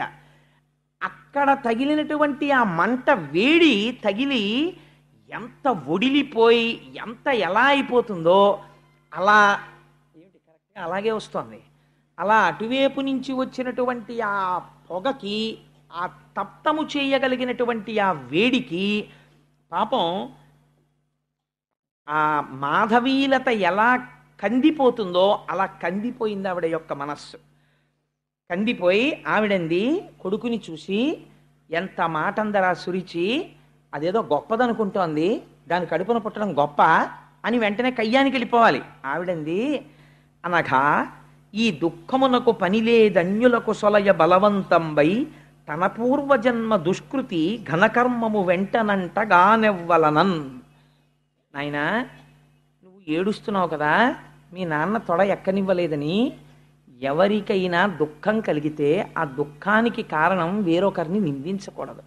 మీ పిన్ని నిన్ను నాన్న తొడ ఎక్కనివ్వలేదు అని నువ్వు ఏడుస్తున్నావు, కానీ అలా ఏడవకూడదు. ఎందుకో తెలుసా? తప్పు పిన్నిని ఏమనకూడదు. పిన్ని కాదురా నీ దుఃఖానికి కారణం, నువ్వు గత జన్మలలో చేసుకున్నటువంటి పాపమే ఇవాళ నువ్వు ఏడిచేటట్టు చేసింది తప్ప, ఇప్పుడు మళ్ళీ తల్లితో సమానమైనది నీ పినతల్లి. నీ పినతల్లిని నువ్వు మళ్ళీ ఇంకొక మాట అంటే మళ్ళీ అమ్మని దూషించినటువంటి దోషం కట్టి కుడిపి మళ్ళీ బాధపడతావు. అందుచేత తప్పు నాన్న, ఆవిడ కాదు నీ బాధకి కారణం, నేను కాదు నీ బాధకి కారణం, నీ తండ్రి కాదు, నువ్వు చేసుకున్న పాపకర్మయే నీ దుఃఖమునకు కారణము. ఏ తల్లి మాట్లాడుతుందండి ఇలాగా? అంటే సంస్కార బలం ఎక్కడి నుంచి వస్తుంది పిల్లలకి? వ్యాసుడు తీర్పు చెప్పేస్తున్నాడు. ఇంట్లో తల్లిదండ్రులు మాట్లాడేటటువంటి మాటల నుంచి మీరు నిరంతరము ఇంట్లో చంద్రశేఖర పరమాచార్య స్వామి వారి గురించి తలుచుకుని పొంగిపోతూ మాట్లాడడం మీకు అలవాటు అనుకోండి. ఒక పోతన గారి గురించి అద్భుతంగా మాట్లాడడం మీకు అలవాటు అనుకోండి. శంకర భగవత్పాదుల గురించి చాలా గొప్పగా మాట్లాడుకుని పొంగిపోవడం మీకు అలవాటు అనుకోండి. ఎవరో తెలిసి తెలియనటువంటి వాళ్ళు మీ పిల్లల దగ్గర ఏ చంద్రశేఖర పరమాచార్య స్వామి వారి వంటి వారి గురించో కొంచెం తక్కువ చేసేదో మాట్లాడారనుకోండి, ఆ పిల్లలకి ఎంత కోపం వచ్చేస్తుందంటే బొగ్గలు ఎర్రపడిపోయి, నాన్నగారండి నేను నిజంగా ఇవాళ దెబ్బలాడేద్దాం అనుకున్నాను నాన్నగారండి, అలా అంటుందా అది స్వామివారిని, దానికి తెలియదండి చంద్రశేఖర స్వామి వారి గురించి అంటుంది. తప్పమ్మా, నువ్వు దెబ్బలాడకూడదు, నువ్వు తెలుసుకున్నావు కదా, నువ్వు వారి గొప్ప చెప్పాలి అవతల వాళ్ళకి అని తండ్రో తల్లో చెప్తారు. తల్లిదండ్రులని బట్టే పిల్లలకి సంస్కార బలం వస్తుంది. అలా రాకుండా వాడికి కుసంస్కారం వచ్చిందనుకోండి, అది వేరు విషయం. కానీ 90% ఎవరు బాధ్యులు? తల్లిదండ్రులే బాధ్యులు. మీరు ఎలా నడిస్తే పిల్లలు అలా నడుస్తారంతే. వారి నడువడి మిమ్మల్ని అనుసరించి ఉంటుంది, ఇక వేరుగా చెప్పక్కర్లేదు. తల్లిదండ్రులు ఎలా ఉంటారో పిల్లల యొక్క నడువడి అలాగే ఉంటుంది. అందుకే 7 తరాలు అటు ఇటు చూసి పిల్లని తెచ్చుకున్నాం, లేకపోతే పిల్లాన్ని తెచ్చుకున్నాం అంటారు. ఇవ్వడానికి ఏమిటి చూస్తారు? ఆ తల్లిదండ్రుల యొక్క నడువడి ఎలా ఉంటుంది, వీళ్ళ ముందు వాళ్ళ నడువడి ఎలా ఉంటుంది, అది చూస్తారు. ఆ వంశంలో ఎవరైనా ఒక మహాపురుషుడు ఉన్నాడు అనుకోండి, ఆయన తేజస్సు మళ్ళీ ఆయన ఈ పిల్ల కడుపునో లేకపోతే ఓ మనవడిగానో ముని మనవడిగానో మళ్ళీ పుట్టచ్చు. పుడితే ఆ వంశం పావనం అయిపోతుంది. ఏమో ఆయన మళ్ళీ పుడతారేమో ఆశ. అటువంటి మహాపురుషుడున్న వంశం అండి అది. అంటే ఆ ఇంటికి తన పిల్లని పంపించాలని తాపత్రయపడతారు. ఎందుకని? అటువంటి చోటుకి వెళ్ళి అటువంటి చోట తను వారి కోడలు అనిపించుకుంది తన కూతురు. అందుకని నా కూతురు వారి ఇంటికి కోడలైతే బాగుండని కోరుకుంటారు. అలాగే కూతురున్నవాడు సంస్కార బలం ఉన్న కుటుంబానికి నా కూతురు వారింటి కోడలైతే బాగుండని తండ్రి కోరుకుంటాడు. కాబట్టి తల్లిదండ్రుల యొక్క సంస్కార బలాన్ని అనుసరించి పిల్లలు ఉంటారు. ఎంత అందంగా మాట్లాడిందో చూడండి ఆవిడ. అని పినిమిటి చేతను పెండ్లామని కాదు నికృష్ట దాసి అనియను పిలువంగను చాలని దుర్భగురాలనగల నా కుచ్చి నుదయమందిన కథనన్. నువ్వు ఇవాళ ఇటువంటి బాధ ఎందుకు పొందుతున్నావో తెలుసా? మీ పిన్ని ఆ మాట అంది అంటే ఉత్తినే అనలేదురా. మీ నాన్నగారికి నేను కూడా భార్యని.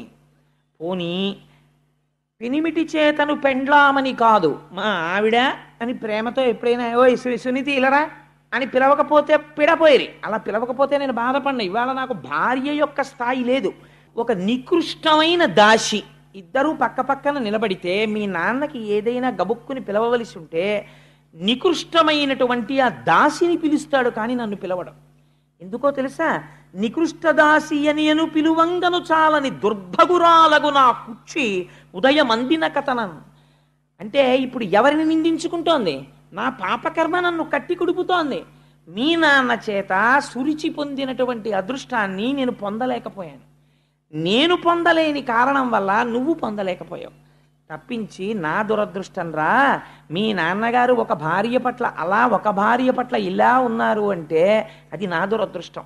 నా దురదృష్టం నిన్ను కూడా వెంటాడుతోంది నా కడుపున పుట్టడం వల్ల తప్ప ఆవిడ ఒక్కరిని ఒక్క మాట అనలేదు.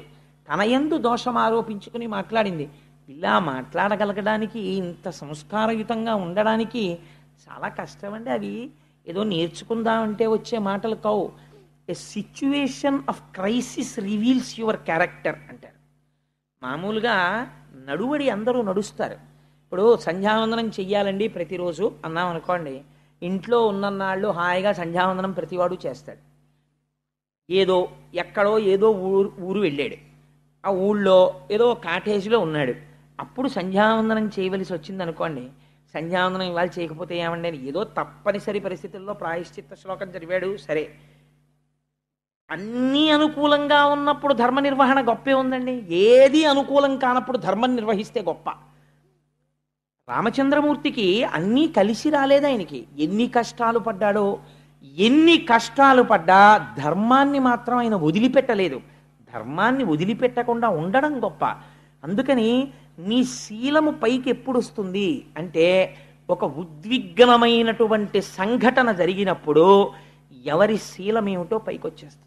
అప్పుడు మీరు మాట్లాడే మాటలని బట్టి, ఒక సంఘటన యందు మీ ప్రవర్తనని బట్టి, మీరు భక్తులో, మీకు శాస్త్ర ప్రావీణ్యం ఉన్నదో, మీరు నేర్చుకున్నది మీరు నడువడిలో పెట్టినవారో కాదో తేల్చేస్తుంది, బయట పెట్టేస్తుంది ఆ సంఘటన. ఇప్పుడు ఈ సంఘటన ఎంతమందిని బయట పెడుతోందో చూడండి. ఒక్క సంఘటన ఉత్తానపాదుడి బలహీనతని బయటపెట్టింది, సురుచి అహంకారాన్ని బయటపెట్టింది, సునీతి శీలాన్ని బయటపెట్టింది, ధ్రువుడి మనస్సులో ఏర్పడబోతున్నటువంటి ఒక కొత్త కోరికని బయటపెడుతోంది. ఇన్ని విషయములకు ఆధారభూతమైన ఒక సంఘటనని ఎత్తుకుంటున్నాడు వ్యాసుడు. ఎంత గమ్మత్తైనటువంటి విషయం అండి నిజంగా. వ్యాస భగవానుడికి మనం ఎన్నిసార్లు జోదలు చేయాలి మహానుభావుడికి అని ఆవిడంది. నాన్న ఎందుకురా బెంగ పెట్టుకుంటావు? విను, ఆడిన ఆ సురుచి వచనములు సత్యంబులు గను, సర్వశరణ్యుండనగల హరిచరణంబులు కను, జనకుని అంకమెక్కగా తలతేనిన్. సురుచి ఏం చెప్పిందో అది పరమ యథార్థం.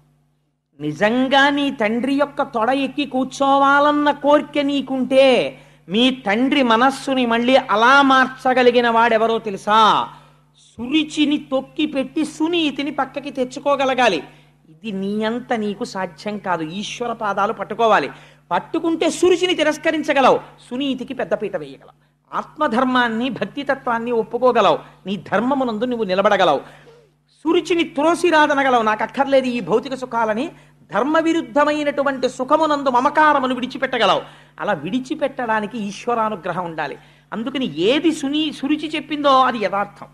నీకు నిజంగా నీ తండ్రి అంకం ఎక్కాలన్న కోరికుంటే నువ్వు శ్రీమన్నారాయణ పాదారవింద సంసేవనము చెయ్యగలగాలి. ఇలా ఏడవడం కాదురా, ఆయన గురించి ఏడవగలవా? ఏడిచాడు మీ తాత మహానుభావుడు స్వయంభవమనువు.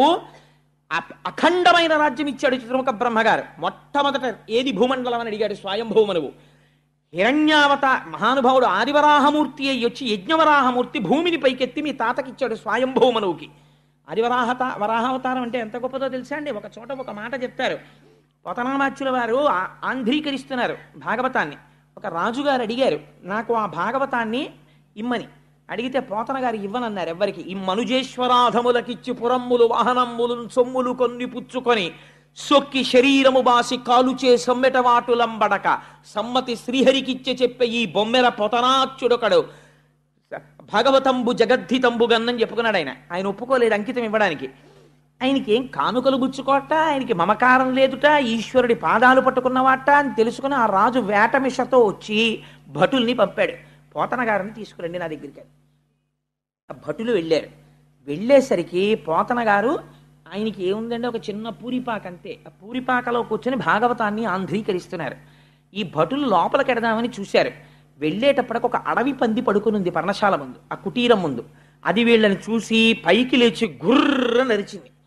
ఇటువంటి అడవి పందిని మనం ఎన్నడూ చూడలేదని భటులు పారిపోయి రాజుకు చెప్తే రాజు చీవాట్లు పెట్టాడు. అడవి పందిని చూసి పారిపోతారు, అది పులే సింహమా, మొత్తం సైన్యం వెళ్ళండి అన్నాడు. ఇంతమంది సైన్యం దాని కోరలు చూసి, దాని నోరు చూసి, దాని పళ్ళు చూసి భయపడి వచ్చేశారు. రాజా, మేము అటువంటి వరాహాన్ని చూడలేదన్నారు. తీరా రాజుగారు వచ్చి చూసి ఆశ్చర్యపోయి పోతనగారి పాదములు పట్టుకొని ప్రణిపాతం చేసి, నాకు బుద్ధొచ్చింది, ఈ కాపు కాస్తున్నది కేవలము వరాహము కాదు, ఈశ్వరాంశ అని తెలుసుకుని పోతనగారి కాళ్ళ మీద పడిన తరువాత పోతనగారిని ఇంతసేపు మీ పాక బయట కాపాడినటువంటి వరాహం ఎవరంటే బయటికి వచ్చి చూశారు, అక్కడ ఏమీ లేదు. ఆయన అప్పటికి ఆంధ్రీకరిస్తున్న ఘట్టం ఏమిటో తెలుసా అండి? యజ్ఞవరాహమూర్తి భూమినెత్తుతున్న ఘట్టం. ఆ యజ్ఞవరాహమే పోతనగారి పర్ణశాల ముందు పడుకుంది. ఈశ్వరుణ్ణి నమ్ముకున్న వాడికి నమ్ముకున్నంత ఆయన చూస్తాడు, లోకమేం చూడగలదు వాణ్ణి. అందుచేత మహానుభావుడు మీ తాత స్వయంభూమనువు ఆ నారాయణుడి గురించి ఏడ్చాడు. ఏడ్చి ఇంత భూమండలాన్ని మీ తాతకి ఇచ్చాడు శ్రీమన్నారాయణుడు ఏలమని. ఇంత భూమండలానికి నేను అధిపతినని స్వయంభౌమును పొంగిపోలేదు. శరీరమునకు వృద్ధాప్యం వచ్చిన తరువాత కొడుక్కి పట్టాభిషేకం చేసి అరణ్యములకు వెళ్ళిపోయాడు. ప్రయత్నపూర్వకముగా విషయ సుఖాల్ని వదిలిపెట్టేశాడు. వదిలిపెట్టి శ్రీమన్నారాయణుడిని గురించి తపస్సు చేసి తరించిపోయి ఆయన యందు లీనమైపోయాడు. ఆయన గురించి ఏడ్చిన వారిని ఆయన అలా తనలో కలుపుకున్నాడు. అడిగిన సుఖములు ఇచ్చాడు. మీ తాతలా నువ్వు ఏడవగలవా? మీ పిన్ని చెప్పింది తప్పు కాదరా, మీ పిన్ని పరమసత్యం చెప్పింది, నీకు అలా ఏడవడం వచ్చా? ఏడవడం వస్తే ఇంట్లో ఏడవడం కాదు, పో ఇక్కడి నుంచి. పోయి అరణ్యంలో కూర్చుని నిశ్శబ్దంగా ఉన్న చోట కూర్చుని శ్రీమన్నారాయణుడి గురించి ఏడు. ఆయన అనుగ్రహం కలిగిందా, మీ తండ్రి అంకసీమ నువ్వు చేరగలుగుతావు. ఒక 5 సంవత్సరముల పిల్లవాణ్ణి ఎటువంటి స్థితికి తల్లి మాట తీసుకెళ్ళిపోతుందో చూడండి. ఏ పిల్లడినైనా తల్లి మాట తీసుకుని వెళ్ళగలదు. అమ్మ ఇలా పెరుగన్నపు ముద్ద నోట్లో పెడుతూ చెప్పిన మాటలే ఆ పిల్లవాడి శీలాన్ని తీర్చిదిద్దుతాయి. అబ్దుల్ కలాం గారు ప్రిఫేస్ రాసుకుని ఒక మాట అంటాడు, అమ్మా, I wait for that day of the final judgment to reach your lotus feet once again. అమ్మా, వచ్చి నీ పాద కమలములయందు చేరిపోయేటటువంటి మహామృత్యువు గురించి నిరీక్షిస్తున్నానన్నాడు మహానుభావుడు. అమ్మా, ఆనాడు ఆకలితో నేను పరిగెత్తుకొస్తే నేను నేల మీద కూర్చుని అమ్మా ఆకలేస్తోందంటే నువ్వు కంచంలోంచి అన్నపు ముద్ద కలిపి నా నోటిలో పెట్టి నాకు నువ్వు అందించిన సంస్కార బలం రోజుకి దేశం గురించి 18 గంటలు అలమటించి 6 గంటలు నిద్రపోవడంలో పెళ్లి చేసుకోవాలన్న స్పృహ మరిచిపోయేటట్టు చేసింది ఆయన. అటువంటి మహర్షి అబ్దుల్ కలాం అంటే. అటువంటి రాష్ట్రపతి పాలిస్తున్న దేశంలో నేను ఉన్నందుకు గర్వపడుతుంటాను నేను. అటువంటి మహాపురుషుడు, ఋషి కాడండి కలాం గారు. అటువంటి వాడు వింగ్స్ ఆఫ్ ఫైర్కి ప్రిఫేస్ రాస్తూ ఒక మాట అన్నాడు, అమ్మా, నువ్వు పెట్టిన అన్నం నన్ను ఈ స్థితికి తెచ్చింది, మళ్ళీ నేను ఎన్నడూ నీ పాదములకు చేరిపోతానో, ఎప్పుడొచ్చి నీ పాదములకు నమస్కరిస్తానో అని ఫైనల్ జడ్జిమెంట్ డే కోసం వెయిట్ చేస్తున్నానమ్మా అన్నాడు. పోతన గారు వాడారు ఆ మాట. మహామృత్యుకాలంబునన్ అజామిలోపాఖ్యానం విందురు గాని ఎలా ఉంటుందో అసలు ఆ నామం అంటే ఏమిటో విందురు కానీ. సరే, అది వేరు విషయం. ఎలాగో వచ్చేస్తున్నాయి కదా, పప్పు కూర పచ్చడి అన్నీ తర్వాత గరిట్లో అన్నీ పట్టుకుని సిద్ధంగా ఉన్నారు. దాని తర్వాత ఒకటి ఎలాగో వడ్డించేస్తారు. సరే, అందుచేత ఈ మాట చెప్పింది తల్లి. ఈ మాట చెప్తే తల్లి చెప్పిన మాట పిల్లవాడి తల్లోకి ఎక్కిందంతే. ఈ మాట చెప్పగానే, సరే నేను బయలుదేరతానమ్మా, శ్రీమన్నారాయణుడి గురించి నేను తపస్సు చేస్తాను, చేసి ఆ స్వామి అనుగ్రహాన్ని పొందుతాను. పిల్లవాడి తిక్కని దేని కింద మారుస్తోందో చూడండి. ఈ కౌశలం తల్లికి ఉండాలి. తల్లి వాళ్ళ మీద నేరాలు వీళ్ళ మీద నేరాలు పిల్లలకి నేర్పితే సంస్కార బలం రమ్మంటే ఎక్కడి నుంచి వస్తుందండి? తల్లి ముందు గొప్ప గొప్ప సంఘటనలు నేర్చుకుని ఒక పెరుగన్నం పెడుతూ, ఒక మహాత్మా గాంధీ గారి జీవితంలో ఎప్పుడు మారారో ఆయన ఆటోబయోగ్రఫీలోంచి, తండ్రి ఆఖరణ నోటి వెంట మాట్లాడలేక మృత్యువులోకి వెళ్ళిపోతున్నప్పుడు కన్నుల వెంట కారిన నీటి బిందువులు గాంధీ గారిని మార్చాయి. ఎంతమంది తల్లిదండ్రులు ఇవ్వాలటువంటి సంఘటనలు పిల్లల్ని కూర్చోపెట్టుకుని చెప్తున్నారు. వాకాటి పాండురంగారావు గారు మహానుభావుడు దిక్సూచి అని వ్యాసాలు రాశాడు. ఆయన నేను ఇప్పటికి మర్చిపోను. అందులో ఆయన ఒక మాట అంటారు, there are only 2 burdens to this nation. The first burden is he who says thanks to his mother and wife. ఈ జాతికి 2 బరువులు. ఒకటో బరువు ఎవరంటే తన తల్లికి భార్యకి థ్యాంక్స్ చెప్పేవాడు. నీ తల్లికి నువ్వు ఎన్ని థ్యాంక్స్ చెప్తే నువ్వు నీ రుణం తీర్చుకుంటావు? నీ భార్యకి నువ్వు ఎన్ని మాటలు థ్యాంక్స్ చెప్తే రుణం తీర్చుకుంటావు? నీ తేజస్సుని స్వీకరించిందా? నీ రూపంలో నీ వంశాన్ని పెంచిందా? నువ్వు ధర్మానుష్ఠానమనందుంటే నీకు అన్నం వండి పెట్టిందా? నీ కోసం ఇంటి పేరు వదిలిందా? నీ కోసం గోత్రం వదిలిందా? ఇది చెప్పేవాడు లేడా? రామాయణం అక్కర్లేదా? భాగవతం అక్కర్లేదా? దిక్కుమాలిన సీరియల్స్ అన్నీ కావలసి వచ్చాయా? పనికిమాలిన వాళ్ళు రాసినవన్నీ పెద్ద పెద్ద విశేషాలు అయ్యాయా? అవి అవార్డులు రివార్డులా? పిల్లలకు ఆ సంస్కారం మనం ఇంజెక్షన్ చేస్తున్నామా? వాళ్ళు విషపు పురుగులు కాకపోతే సాధు గోవులు కమ్మంటే ఎలా అవుతారు? వాళ్ళకి మనం ఎక్కడిస్తున్నాం సంస్కార బలం? సంస్కార బలం అందిస్తే వాళ్ళు సంస్కారవంతులు అవుతారు. అందించకుండా సంస్కార బలం పొందమంటే వాళ్ళు ఎక్కడి నుంచి పొందుతారు? పిల్లడికి ఆనందం పొందాలి. మా తాతగారి దగ్గరికి పరిగెత్తి మా తాతగారు మంచం మీద పడుకుని రాత్రి అలా ఏవో పద్యాలు చదువుకుంటుంటే మా తాతగారి పక్కన పడుకుంటే, తాతగారండి కథ చెప్పండి తాతగారండి అంటే, మా తాతగారు రాత్రి నాకు నిద్ర పట్టే వరకు వర్ణించి చెప్తుంటే ఒక్కొక్క కథ. ఈ జాతికి సంస్కారవంతులైన మహాపురుషులందరూ పునర్జన్మలు ఎక్కడ పొందారో తెలుసా అండి? తాతల పక్కన పడుకుని మంచాల మీద, నాయనమ్మల ఒళ్ళో అమ్మ పెట్టిన పెరుగన్నపు ముద్దలతో కలిపి పెట్టినటువంటి చిన్ని చిన్ని కథలలో శివాజీ వరకు.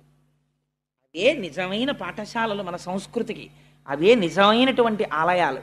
అవి ఇవాళ సరే, ఇంకా దాని గురించి నేను మాట్లాడను. అందుచేత ఆవిడంది వెళ్ళి శ్రీమన్నారాయణుడి గురించి తప్పించరా, నీకు ఆ సమర్థత ఉందా అంది. పిల్లవాడు కదా, ఒక్క ఉదుటున లేచాడు. అమ్మా నేను ఎందుకు చేయలేను, నేను చేస్తాను అని గబగబా వెళ్ళిపోతున్నాడు అంతే ఇంట్లోంచి. ఎవరండి? 5 ఏళ్ల పిల్లవాడు. వెళ్ళిపోతుంటే తల్లి వెంటనే మళ్ళీ పరిగెత్తుకెళ్ళి వెనక్కి తీసుకొచ్చేయలేదు, బయలుదేరందంతే. ఇప్పుడు ఎవరు వచ్చారో తెలుసా అండి? లోక కళ్యాణము చేసేటటువంటి నారదుడు పరిగెత్తుకొచ్చాడు.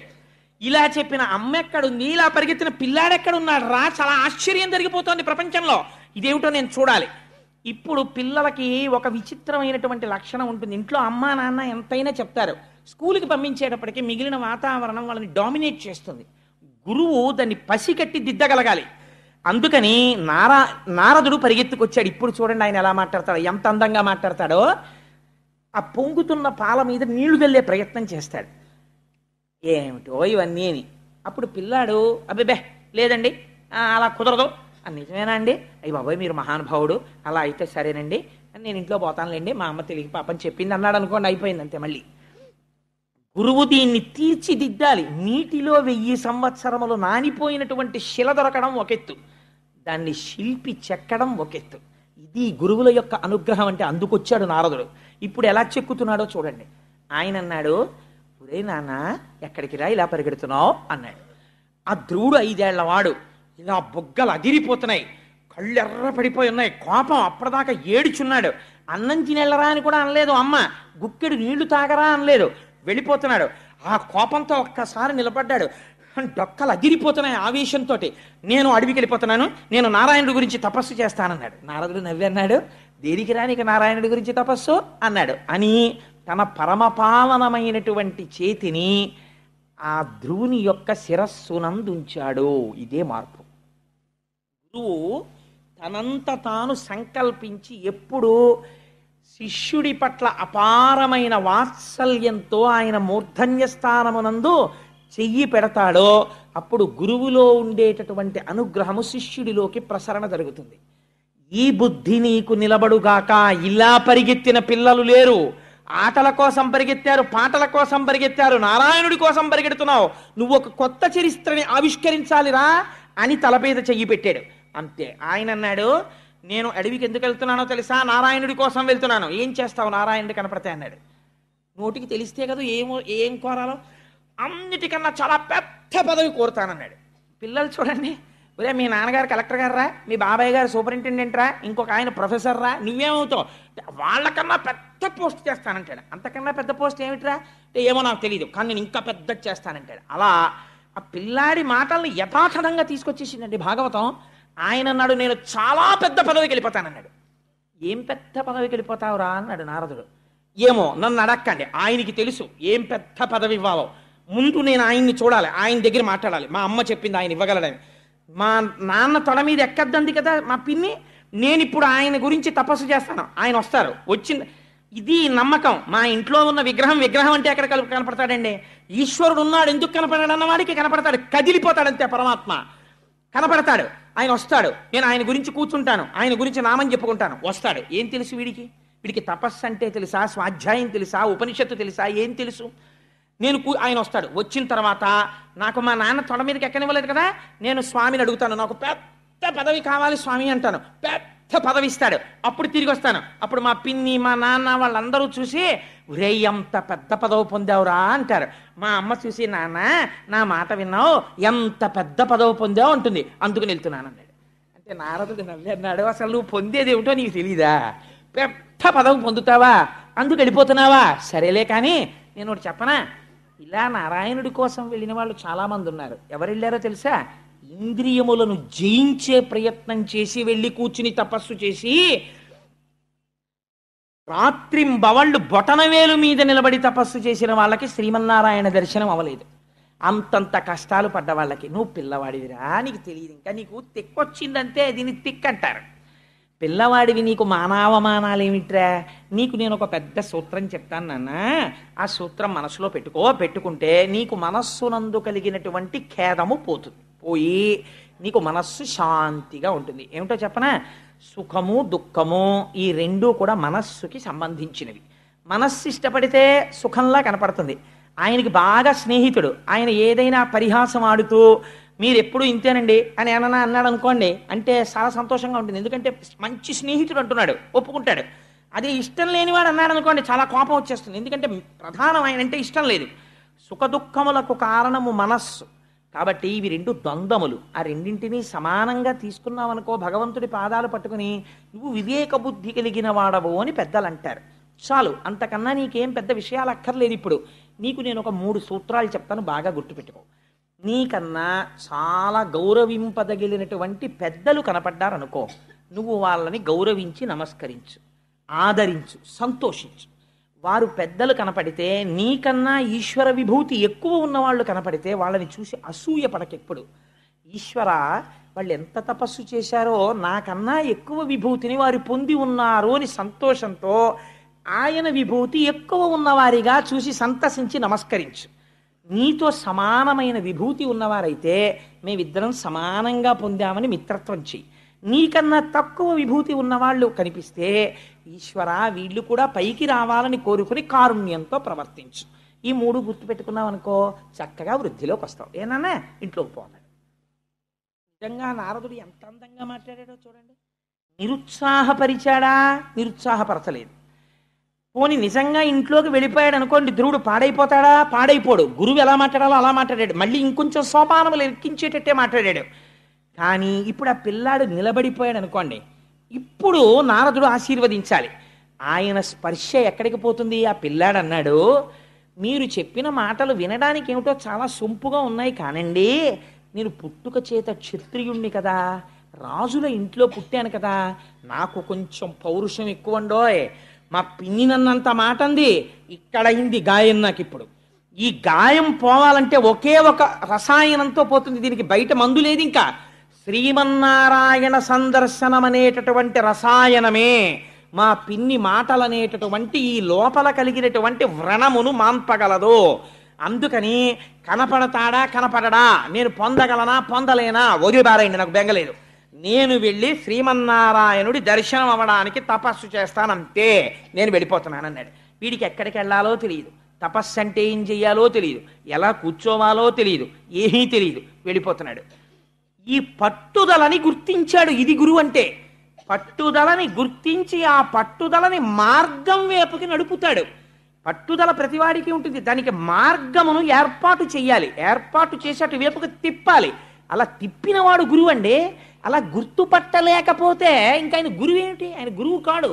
తన శిష్యులలో ఎవడు ఏ స్థాయిలో ఎటువైపుకు వెళ్ళాలని ఆర్తి పొందుతున్నాడో గుర్తుపట్టి అటువైపుకి మార్గాన్ని సుగమం చెయ్యాలి గురువు. అలా మాట్లాడాలి. ఎంత గొప్పగా ఇప్పుడు చెప్పాడు నారదుడు. ఆయన అన్నాడు,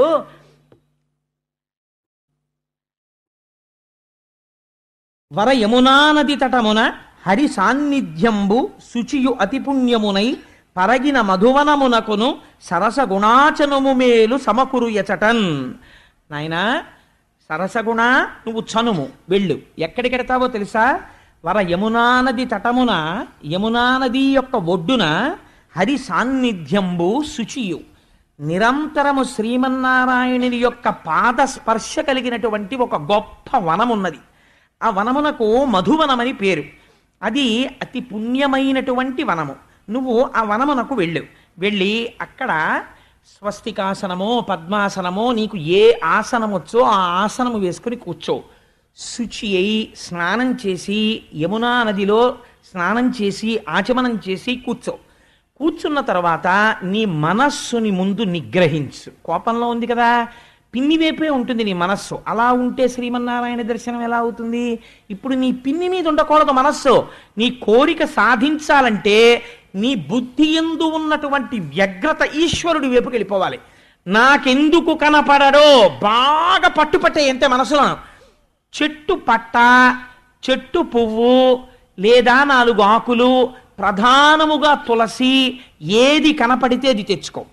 స్వామివారి యొక్క మూర్తిని ముందు నీటిలో కానీ పవిత్ర ప్రదేశంలో కానీ పెట్టి వీటితో పూజ చెయ్యడం ప్రారంభం చెయ్యి.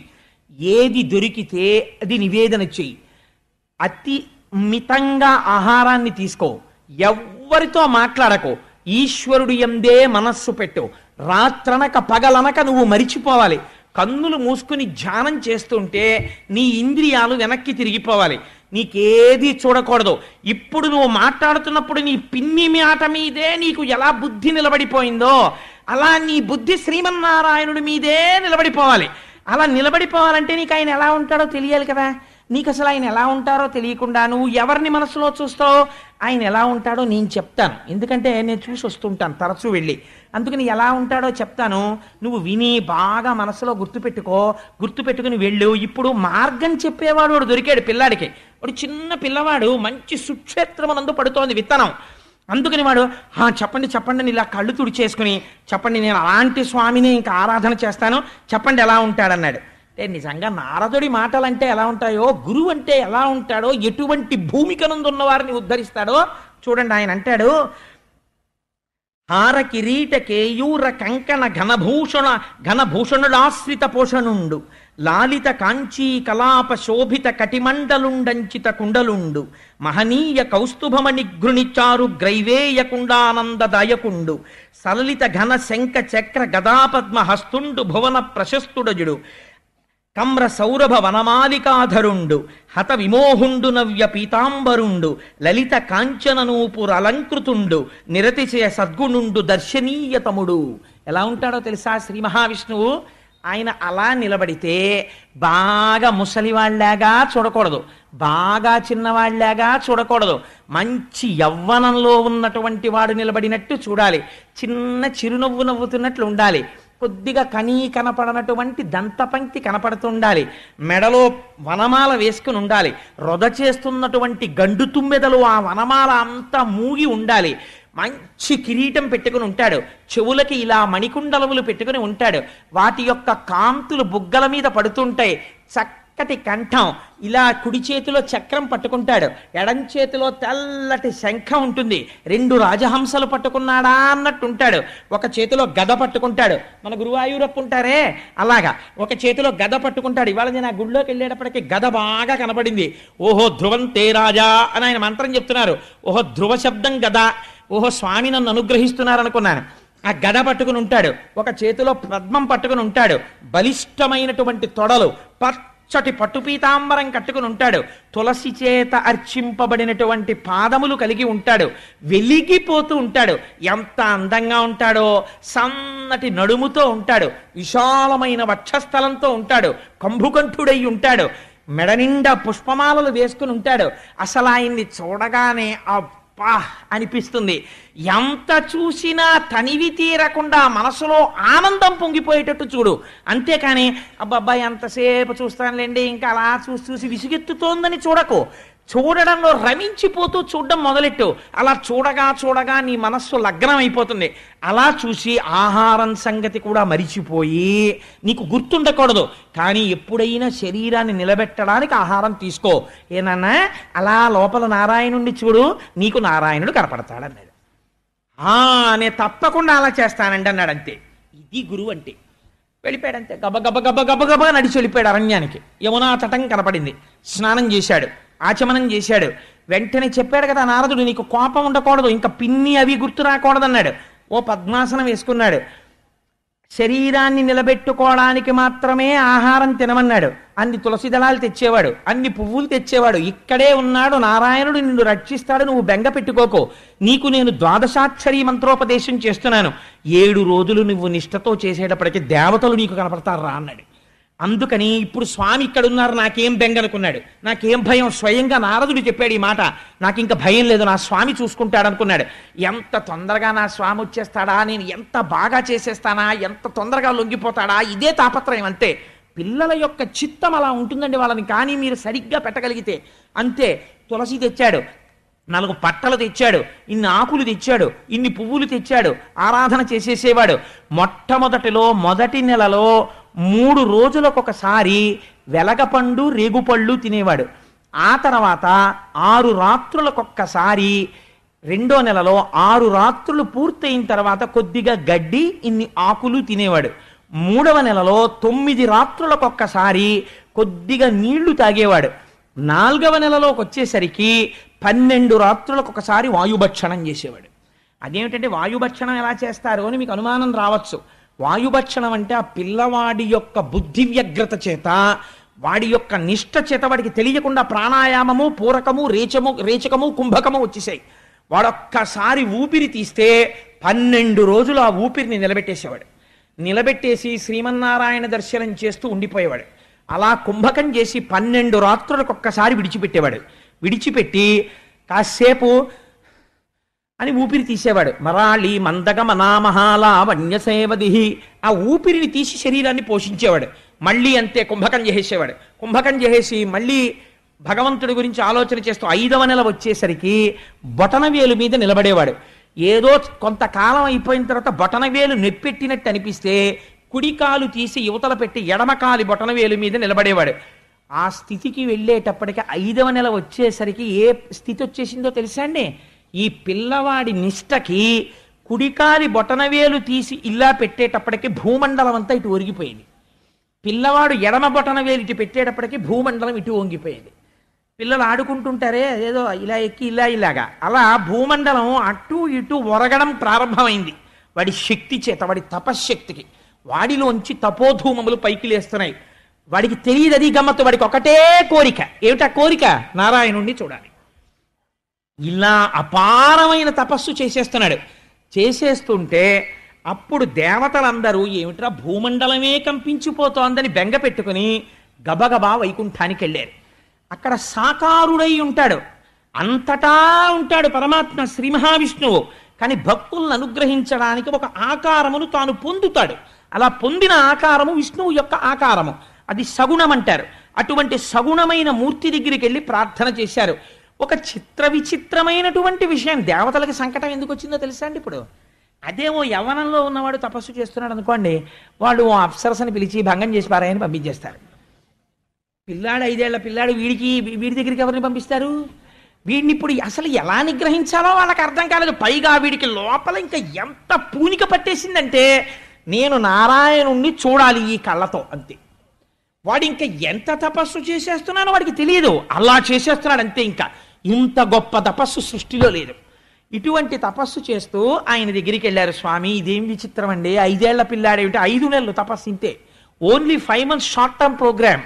కానీ ఆ తపస్సు ఇప్పటివరకు ఎవరూ చేయలేదు. వాడి కోరిక ఏమిటో తెలియదు. పోనీ విచిత్రం ఏంటంటే వాడు ఈ కోరికతో చేస్తున్నాడు. ఇంద్ర పదవి కోసం చేస్తున్నాడు అనుకోండి, ఇంద్రుడు కంగారు పడిపోయి ఏదో ఒకటి చేసేస్తాడు. చాలా పెద్ద పదవి కావాలంటాడంతే. నారదుడు అడిగితే కూడా వాడికే తెలియదు వాడికి కావలసిన పెద్ద పదవి ఏమిటో. అసలు ఆ పెద్ద పదవి ఏమిటి, వాడు ఎందుకు చేస్తున్నాడు, మీరు కావాలంటాడు, మీరే ఇవ్వాలంటాడు, అసలు ఏమిటి అల్లరి. స్వామి మీరు బయలుదేరి ఒక్కసారి వెళ్ళండి స్వామి, ఏమనుకోవద్దు, ఇలా అయిపోతోంది భూమండలం అంతాను అన్నారు. అంటే ఆయన అన్నాడు ఒక నవ్వు నవ్వి, ఎవడు రానా గురించి ఏడ్చి ఇలా తప్పించినవాడు వాడిని చూడ్డానికి పొంగిపోతూ పెడుతున్నానన్నాడు అని. లక్ష్మీ సహితుడై గరుడ వాహనారూఢుడై ధ్రువుడు తపస్సు చేస్తున్నటువంటి మండలానికి వచ్చాడు. వచ్చి ఒక్కసారి ఆ భూమండలం మీద నిలబడి సాక్షాత్కరించాడు. సాక్షాత్కరించేటప్పటికి పిల్లవాడండి, చిన్నవాడు, ఆయనకి ఏం తెలుసు ధ్రువుడికి.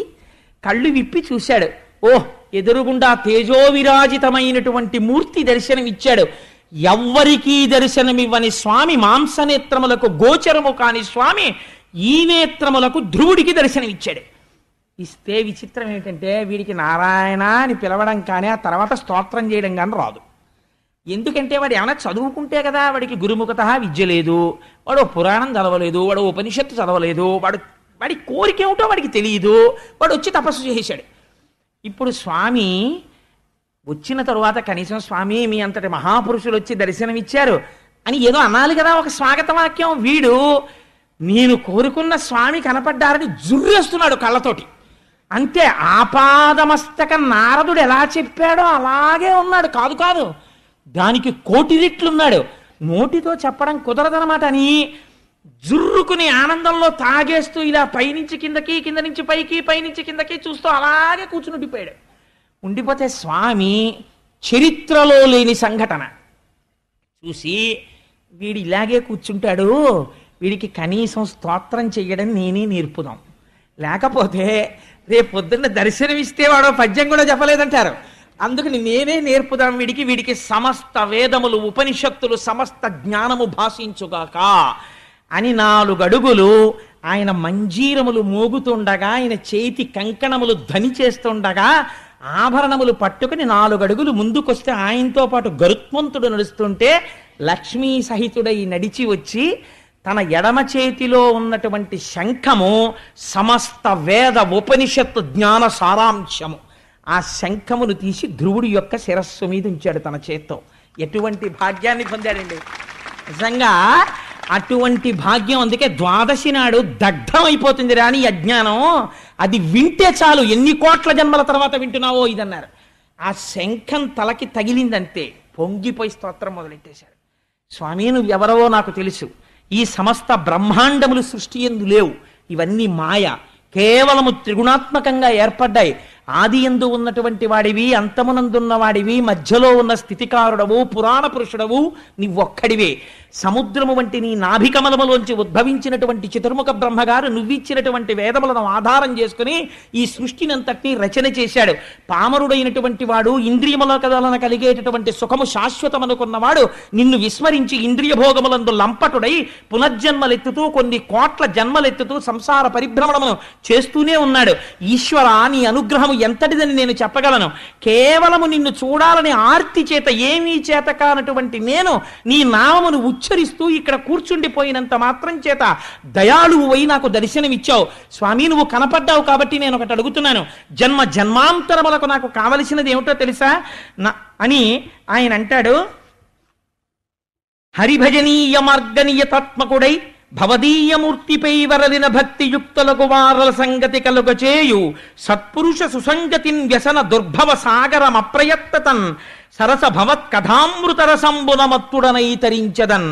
స్వామి సర్వకాలములయందు నీ కథలే తలుచుకుంటూ, నిన్నే చూస్తూ, నీ గురించే మాట్లాడుతూ, ఎప్పుడు వెళ్ళి పలకరించినా ఆ మాటలు మళ్ళీ ఈశ్వరుడిలోకి వెళ్ళిపోయి ఎప్పుడూ భగవత్కథలు చెప్పుకుంటూ మనస్సు పొంగిపోతూ ఎప్పుడూ ఈశ్వరుడు గురించే తలుచుకుంటూ, ఒక్కడు కూర్చున్నా సరే ఏదో తలుచుకుని వాళ్ళో వాడే సంతోషపడిపోయి అటు ఊగిపోయి ఇటు ఊగిపోయి వెర్రినవ్వు నవ్వేసుకుంటుంటే ఏంటంటే ఆయన అలాగా వెర్రెళ్ళగా అలా ఊగిపోతుంటాడు అంటుంటే లోపల ఈశ్వరుణ్ణి తలుచుకోవడం వల్ల కలిగినటువంటి ఆనందం లోపల పట్టక నిండిపోయినటువంటి నీటితో కూడినటువంటి బిందె ఇంకా నీటిని పట్టలేక అంచులవించి కారిపోయినట్టు లోపల భగవంతుని యొక్క గుణములను స్మరించడము చేత కలిగినటువంటి ఆనందము లోన పట్టక కర్మేంద్రియ సంఘాతమైనటువంటి శరీరము అటు ఇటు కదిలిపోతూ ఆనందపడిపోయేటటువంటి మహాపురుషులైనటువంటి భక్తులతోటి నాకు సాంగత్యమి.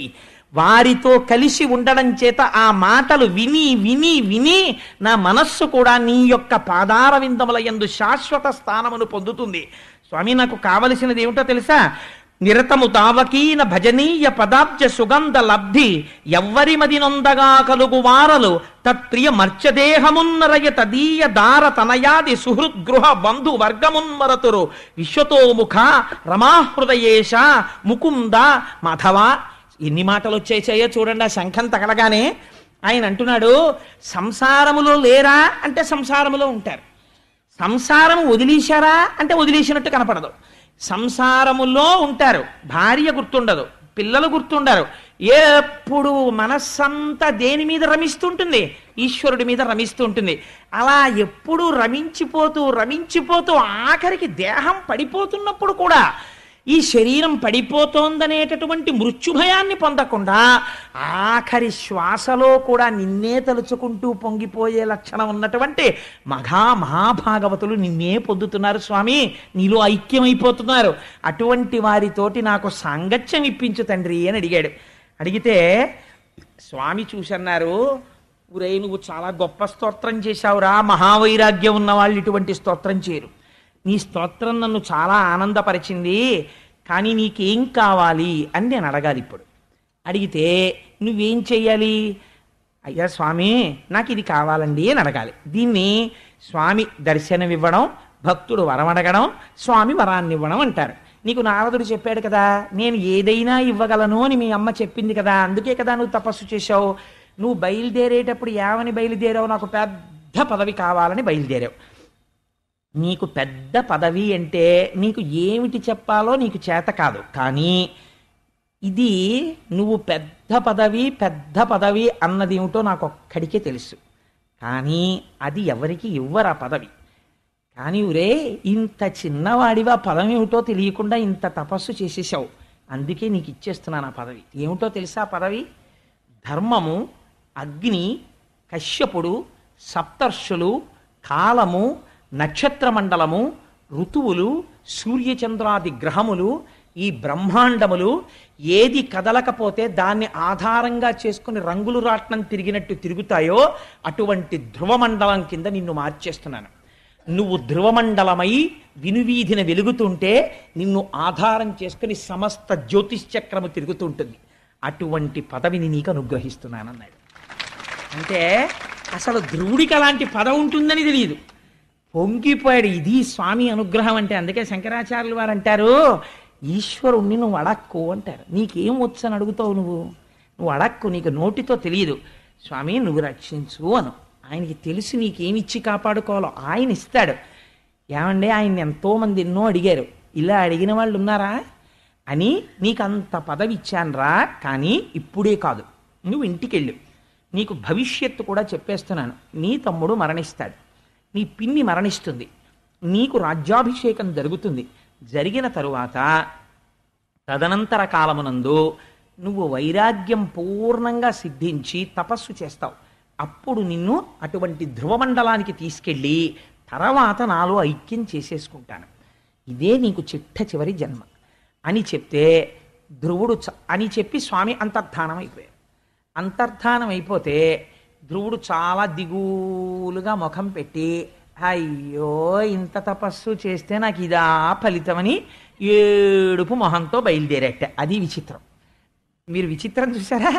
ఆయనంత పదవిస్తే ఈ పిల్లాడికి ఏమిటో ఇంత తపస్సు చేస్తే శ్రీమన్నారాయణుడు కనపడితే పెద్ద పదవిస్తాడనుకుంటే ఇదా నాకు ఇచ్చింది అని ఏడుస్తూ వెడుతున్నట్టంటే చిన్న బుచ్చుకున్న మొహంతో. అంత ధ్రువుండును పంకేరుహాక్ష పాద కమల సేవోసాదిత మనోరథములు తనదియో తనదు చిత్తంబులోన తుష్టి పొందక చనియ విశిష్ట చరిత్ర. విదురుడితో చెప్తున్నాడు మైత్రేయుడు. మనసులో తృప్తి లేకుండా తలంచుకుని ఏదో ఓడిపోయిన వాళ్ళ అలా నడుస్తున్నాడు అన్నారు. అంటే విదురుడు తెల్లబోయాడు. ఇదేమిటయా, నేను ఎక్కడ కనీ విని ఎరుగని ఇంతటి పదవి ఇస్తే ఇంతటి ధ్రువుడు ఇంత గొప్ప పదవొచ్చిందని సంతోషపడ్డం మానేసి ఇలా తలంచుకుని ఏడుస్తూ వెళ్ళడం ఏమిటయ్యా అన్నాడు. అంటే మైత్రేయుడు అన్నాడు, అనగా పినతల్లి తన్ను పల్కిన దురుక్తి బాణ విద్ధాత్ముడగుచు తద్భాషణములు చిత్తమున తల్చుచుండుటను చేసి ముక్తి కొరమికినత్మలో వగగుందుచుండే. ఆ పిల్లవాడు అనుకున్నట్ట, అయ్యవారి స్వామివారి చేతి శంఖం తలకి తగిలింది కదా, నేను తెలియక మా పిన్ని మాటలు నా హృదయంలో నాటుకోవడం వల్ల నాన్నగారి తొడ మీద నన్ను కూర్చోపెట్టుకోలేదు అన్న కారణంతో బయలుదేరుతున్నప్పుడు నాకు పెద్ద పదవని బయలుదేరాను. సనక సనందనాది మహర్షులు ఎన్ని కోట్ల సంవత్సరముల నుంచో తపస్సు చేసి జ్ఞానం అంటే ఏమిటో తెలుసుకుందామని ఏ స్వామిని దర్శనం చేద్దామని ప్రయత్నం చేస్తున్నారో అటువంటి వాడు నాకు దర్శనం ఇచ్చాడు. నేనేం అడిగి ఉండాల్సింది? స్వామి నాకు మోక్షమి అని అడిగి ఉండాల్సింది. నేనేమో ఏమీ మాట్లాడలేదు.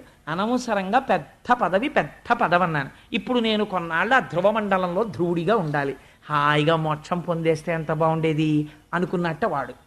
అందుకుని వాడికి తృప్తి పొందలేదు అంటే ఇప్పుడు మీకు ఏమర్థం అవుతోంది?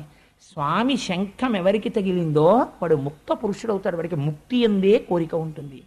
కానీ బయలుదేరినప్పుడు ఏ కోరిక కోడాడో అది అనుగ్రహించకుండా స్వామి ఉండరు. అందుకని అటువంటి కోరికను అనుగ్రహించడానికి స్వామి సిద్ధపడ్డారు. అంటే ఇది ధ్రువుడి యొక్క మనస్సు 5 ఏళ్లలో ఎంత పరిణితి చెందిపోయిందో చూడండి, ఎంత స్థితికి వెళ్ళాడో చూడండి. ఈలోగా నారదుడి సంతోషం ఏమిటో తెలుసా అండి? నారదుడి లాంటి వాడు ఎక్కడ ఉంటాడండి? ఉత్తానపాదుడి దగ్గరికి వెళ్ళాడు. వెళితే ఉత్తానపాదుడు ఎదురొచ్చి స్వాగతం పలికి అర్ఘ్యం ఇచ్చి పాద్యం ఇచ్చి లోపలికి తీసుకెళ్ళి కూర్చోపెట్టి పక్కన శురుచి లేదు. అందుకని అన్నాడు, బాధగా ఉన్నామే ఉత్తానపాద అన్నాడు. అన్నీ తెలుసు నారదుడికి, తనేగా పంపించాడు కొడుకుని. ఏం అలా ఉన్నావు అన్నాడు. అంటే ఏం చెప్పుకోను మహాపురుష, చూశారా నాకేమో 2 భార్యలు, పాపం వాడు నా కొడుకే కదండి. వాడు నన్ను ఏం అడిగాడండి? సామ్రాజ్యం అడిగాడా? సింహాసనం అడిగాడా? తొడ మీద కూర్చుంటానన్నాడు. అంటే సురుచిని చూసినటువంటి భయం చేత వాడిని తొడ మీద కూర్చోపెట్టుకోలేదు. నారాయణుడి గురించి తపస్సు చెయ్యండి, వాడు అడవికి వెళ్ళిపోయాటండి. తర్వాత నేను అడిగితే అడవికి వెళ్ళిపోయాడు తపస్సుకు అన్నారు. పిల్లాడు 5 ఏళ్ల పిల్లాడు, వాడి తపస్సు ఏమిటి, వాడికి అరణ్యం ఏమిటి, వాడిని ఏ క్రూర మృగాలు తినేశాయో, కన్న తండ్రిని అయ్యుండి పిల్లవాడి పట్ల ఇంత క్రూరంగా ప్రవర్తించానే అని నా మనసు గాయమును పొందింది అన్నాడు. తప్ప సురుచిని వదిలేశాను, దాని మాట వినడం మానేశాను లేదు. అది విచిత్రం. మనం ఎక్కడో పశ్చాత్తాపం ఉంటుంది ఈ పని చేశామని, కానీ ఇంకా సురుచికే పెద్దపీట వేస్తుంటాం. అలా ఉండకపోతే ఇంత అల్లర్లు ఎందుకుంటాయండి మనకి? ఆ అజ్ఞానం పోవడానికే దాల్చినాడు ఇది వినడం కదా. అందుకని ఈ మాటలంటే నారదుడు అన్నాడు, ఒరే నువ్వు తొడెక్కించుకోలేదు, కానీ ఇప్పుడు ఆయన ఏ స్థితి పొందేశాడో తెలుసా ధ్రువుడు? ముందు శుభవార్త చెప్పేమంటే అంత ఇష్టం అనండి నారదుడికి, తన ప్రమేయం లేకుండా జరిగిపోతుందేమో అని పరిగెత్తేస్తుంటాడు. చూడండి, అది అందరికీ ఉండే హృదయం కాదండి. ఒక్కొక్కరికి పెట్టడం అంటే ఎంత ఇష్టం, తొందరపడిపోయి పెట్టేస్తారు. ఒక్కొక్కరికి సేవ చేయడం అంటే ఎంత ఇష్టం. మా అనురాధక్క చూడండి, ఎక్కడైనా సేవ చేయమంటే ఎంత ఇష్టం. మా ముత్యాలు సత్యనారాయణ వీళ్ళందరూ. అందుకని కొంతమంది సేవా తత్పరతతో ఉంటారు. అలా ఎంత సంతోషం శుభవార్త చెప్పడం అంటే. అందుకని ఆయన అన్నాడు, నావిని నారదుండు నరనాథునికిట్లను నీ కుమారుడా దేవ కిరీటి రత్నరుచి దీపిత పాద సరోజుడైన రాజీవ దళాక్ష రక్షితుడశేష జగజ్జన కీర్తనీయ కీర్తి విభవ ప్రశస్త సుచరిత్రుడు వానికి దుఃఖమేటికి. ఏమయ్యా నువ్వు బాధపడుతున్నావు, కానీ నీ కొడుకు ఏ స్థితిని పొందాడో తెలుసా? ఏ మహాపురుషుడి యొక్క కేవలం క్రీగంటి చూపుల చేత సమస్త బ్రహ్మాండములు రక్షింపబడుతున్నాయో, దేవతలందరూ రక్షింపబడుతున్నారో, సృష్టి స్థితి లయములు జరుగుతున్నాయో, ఎవడు హేళగా ఈ బ్రహ్మాండములను సృష్టి చేసి కాపాడుతున్నాడో అటువంటి వాడి యొక్క అనుగ్రహమును పొంది వరములు పొందాడు నీ కొడుకు అన్నాడు. పొంగిపోయాడు మహానుభావుడు. ఈలోగా వచ్చేస్తున్నాడు ధ్రువుడు రాజ్యంలోకని కబురెళ్ళింది. కబురెడితే తండ్రి పొంగిపోయాడు, పెద్ద ఉత్సవం చేశాడు, సునీతిని తీసుకొచ్చాడు, ఏనుగులు పట్టుకున్నాడు, పెరుగు పట్టుకున్నాడు. ఆ ఎదురుగుండా కన్యకామణులు ఇచ్చారు. మనం రామచంద్రమూర్తి పట్టాభిషేకానికి వచ్చామే, అలా మళ్ళీ రుక్మిణీ కళ్యాణానికి వద్దాం. ఆ రోజున కన్యపిల్లలందరితో రుక్మిణీ కళ్యాణం చేయిద్దామని సంకల్పం చేశారు మన గోపాలకృష్ణ గారు.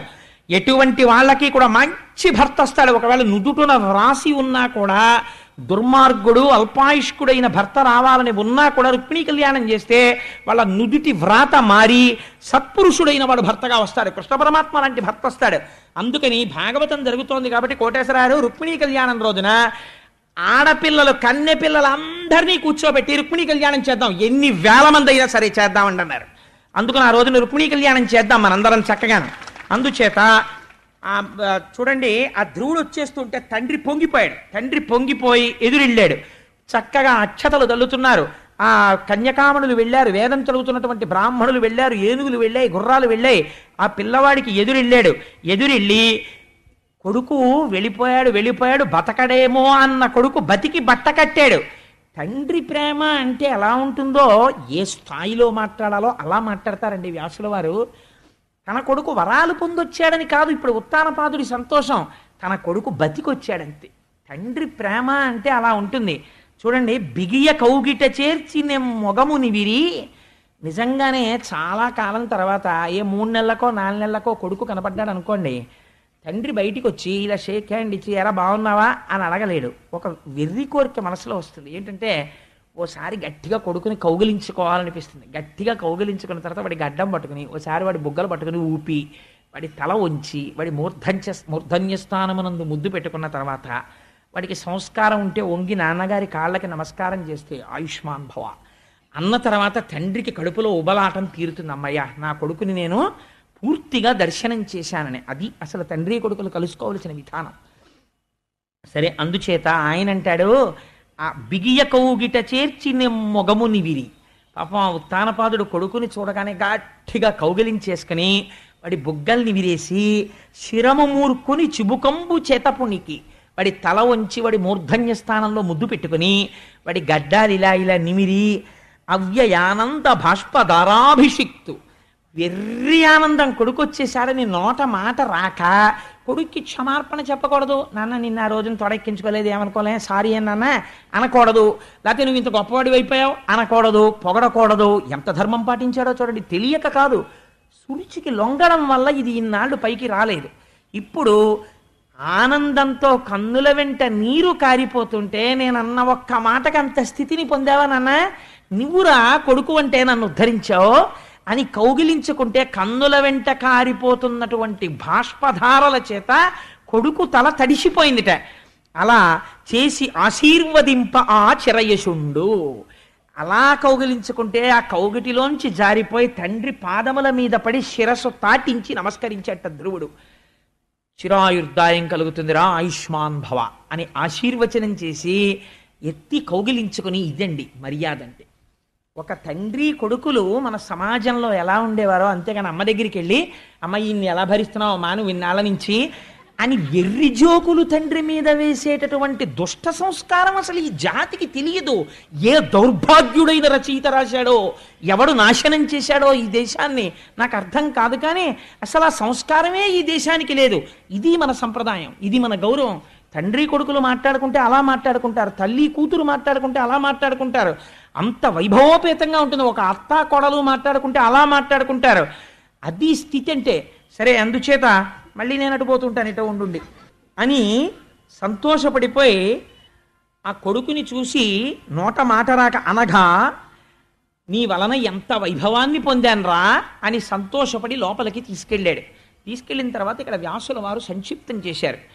ఈ పిల్లవాడికి ఆ రాజ్యములో ఉన్న వాళ్ళందరూ కూడా పట్టాభిషేకం చెయ్యమని అడిగారు. ఉత్తముడు కూడా అంగీకరించాడు.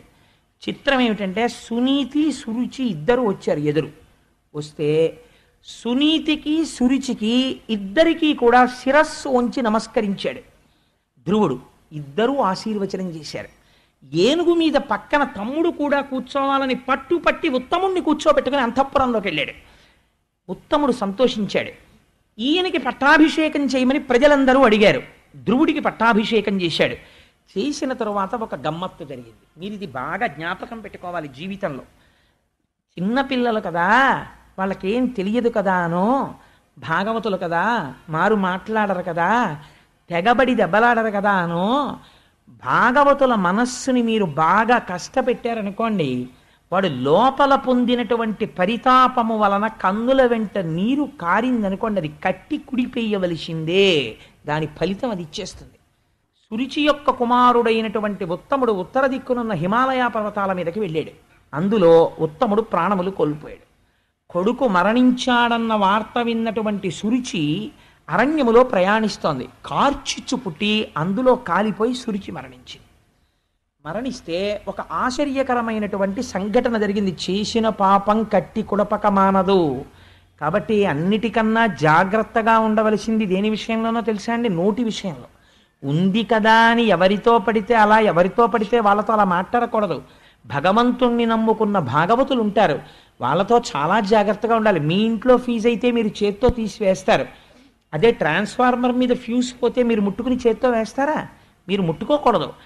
భగవంతుణ్ణి నమ్ముకున్నటువంటి భాగవతులతో ప్రవర్తించేటప్పుడు దాని యందు నిగ్రహం ఉండాలి, గౌరవం ఉండాలి, జాగ్రత్తతో ప్రవర్తించాలి. ఎందుకంటే వారి మనస్సు సంతోషించిందనుకోండి, ఈశ్వరానుగ్రహం కలుగుతుంది. వారి మనస్సు ఖేదపడింది అనుకోండి, ఈశ్వరుడి ఆగ్రహం కలుగుతుంది. అందుకని భాగవతులతో జాగ్రత్తగా ప్రవర్తించకపోతే ఎంత ప్రమాదం వస్తుందో కూడా ధ్రువోపాఖ్యానం చెప్పేసింది మనకి. తదనంతర కాలమునందు వివాహం జరిగింది ధ్రువుడికి. ఆ వివాహం జరిగినప్పుడు శిశుమారుడు అనబడేటటువంటి ఒక ప్రజాపతి, ప్రజాపతి అంటే చాలా పెద్ద పోస్ట్ అది, ఆ ప్రజాపతికి ఒక కుమార్తె, ఆ కుమార్తె పేరు భ్రమి. ఆ భ్రమి అనబడేటటువంటి కుమార్తెని ధ్రువుడు వివాహం చేసుకున్నాడు. ఆ భ్రమి అనబడేటటువంటి భార్య యందు ఇద్దరు కుమారులు పుట్టారు. ఒకడి పేరు వత్సర, ఒకడి పేరు కల్ప అని ఇద్దరు కుమారులు పుట్టారు. ఆ తర్వాత వాయుదేవుడి యొక్క కుమార్తె అయినటువంటి ఇలా అనబడేటటువంటి ఒక పిల్లని పెళ్లి చేసుకున్నాడు. ఆ పిల్ల యందు ఉత్కళ అనబడేటటువంటి కుమారుడు జన్మించాడు. వీరొక కుమార్తె కూడా జన్మించింది. ఇవన్నీ ఏమిటో తెలుసా అండి? ఆయన పొందబోయే పదవి యొక్క అర్హతలు. మీకు ఆయన ధ్రువపదమై ఉంటాడు, ఆయన కదలకుండా అన్నీ కదులుతుంటాయి. ఇలా కదిపేదేది? సృష్టి ఉండాలంటే వాయువు ఉండాలి. అందుకని వాయువు కూతుర్ని వివాహం చేసుకున్నాడు. ప్రజాపతి అయినటువంటి శిశుమారుడు యొక్క పిల్లని పెళ్లి చేసుకున్నాడు. ఆ పిల్లని పేరేమిటి? భ్రమి. భ్రమి అంటే కదలడం. ఏమిటి కదులుతోంది? జ్యోతిష్ చక్రమనందు సూర్యమాన చాంద్రమానముల చేత తిథులు నక్షత్రములు అన్నింటితోటి బ్రహ్మాండములు కాలమునందు కదులుతుంటాయి. కదులుతున్న కాలమునకు కదలని తాను ఆధారభూతుడై ఉంటారు, తనకు ప్రదక్షిణంగా తిరుగుతూ ఉంటారు. ఇటువంటి దానికి భ్రమి భార్య. ఈ కాలమునకు హద్దేమిటి? వత్సర. వత్సర అంటే మనం ఒక సంవత్సరాన్ని ముందు ప్రమాణంగా చెప్తాం. ఏదో పార్థివనామ సంవత్సరే ఉత్తరాయణే మాఘమాసే శుక్లపక్షే ద్వాదశిమ్యాం వాసరః అని కదా సంకల్పం చెప్తాం. అందుకని వత్సరము ఒక హద్దు. యుగాంతం అయిపోయిన తర్వాత హద్దేది? కల్పము. శ్వేతవరాహ కల్పే అలా చెప్తాం. అందుకని కల్పం ఒక హద్దు, వత్సరము ఒక హద్దు. ఈ రెండు హద్దులు తనకి బిడ్డలయ్యి వచ్చారు ఇప్పుడు. అంటే ఇప్పుడు తను పొందపోయేటటువంటి పదవిని ఆవిష్కరిస్తున్నారు. ఉత్తముణ్ణి ఒక యక్షుడు సంహరించాడని తెలుసుకున్నాడు. తెలుసుకుని ఆగ్రహించాడు. ఇది చాలా జాగ్రత్తగా వినాలి ధ్రువోపాఖ్యానంలో ఈ మలుపుని. కోపం వచ్చింది. నా తమ్ముణ్ణి యక్షులు సంహరిస్తారా అని యుద్ధానికి బయలుదేరాడు. ధ్రువుడి రథానికి ఒక గమ్మత్తుంది. రంగురంగుల రథం ఎక్కుతాడు. రథం ఎక్కి హిమాలయ పర్వత ప్రాంతానికి వెళ్ళి కుబేరుడి యొక్క సైన్యం, యక్షులంటే ఆయన దిక్పాలకుడు, ఆ యక్షులతో విశేషమైన యుద్ధాన్ని ప్రారంభం చేశాడు. చిట్ట చివర ఆ యుద్ధంలో కొన్ని వేల మంది యక్షుల్ని చంపేశాడు. చంపేసి నరనారాయణాస్త్రాన్ని ప్రయోగించడానికని మంత్రాన్ని అనుష్ఠానం చేస్తున్నాడు. చేస్తున్న సమయంలో తాతగారైనటువంటి స్వయంభువ మనువు కనబడ్డాడు. కనబడి ఒక మాట చెప్పాడు. ఎంత తపస్సు చేసిన వాడికి ప్రమాదం ఎక్కడ నుంచి ముంచుకొస్తుందో తెలుసా? అర్థము లేని కోపములోంచి ప్రారంభం అవుతుంది. నువ్వంత తపస్సు చేశావు, 5 సంవత్సరముల వయస్సులో తపస్సు చేశావు. నీ కోపాన్ని ఈశ్వరుడి యందు తపస్సుగా మార్చావు, ఈశ్వరానుగ్రహాన్ని పొందావు. ఎవ్వరూ పొందలేనటువంటి ధ్రువ పదవిని పొందావు. ఇంత పొంది ఇన్ని తెలిసి నీ తమ్ముణ్ణి ఒక యక్షుడు సంహరించాడు. జనన మరణములు ఈశ్వర సంకల్పితములుగా జరుగుతాయి, పాపపుణ్య ఫలితములుగా ఈశ్వరుడు అనుగ్రహిస్తాడని మరిచిపోయావు. పొగడకూడదు మనవణ్ణి. మరిచిపోయి ఒక యక్షుడు చంపితే ఆ యక్షుణ్ణి నువ్వు చంపితే దోషం లేదు. మొత్తం యక్ష జాతిని సంహరిస్తున్నావు. యక్షులందరూ ఎవరిని సేవిస్తారు? కుబేరుణ్ణి సేవిస్తారు. కుబేరుడు ఎవరిని సేవిస్తాడు?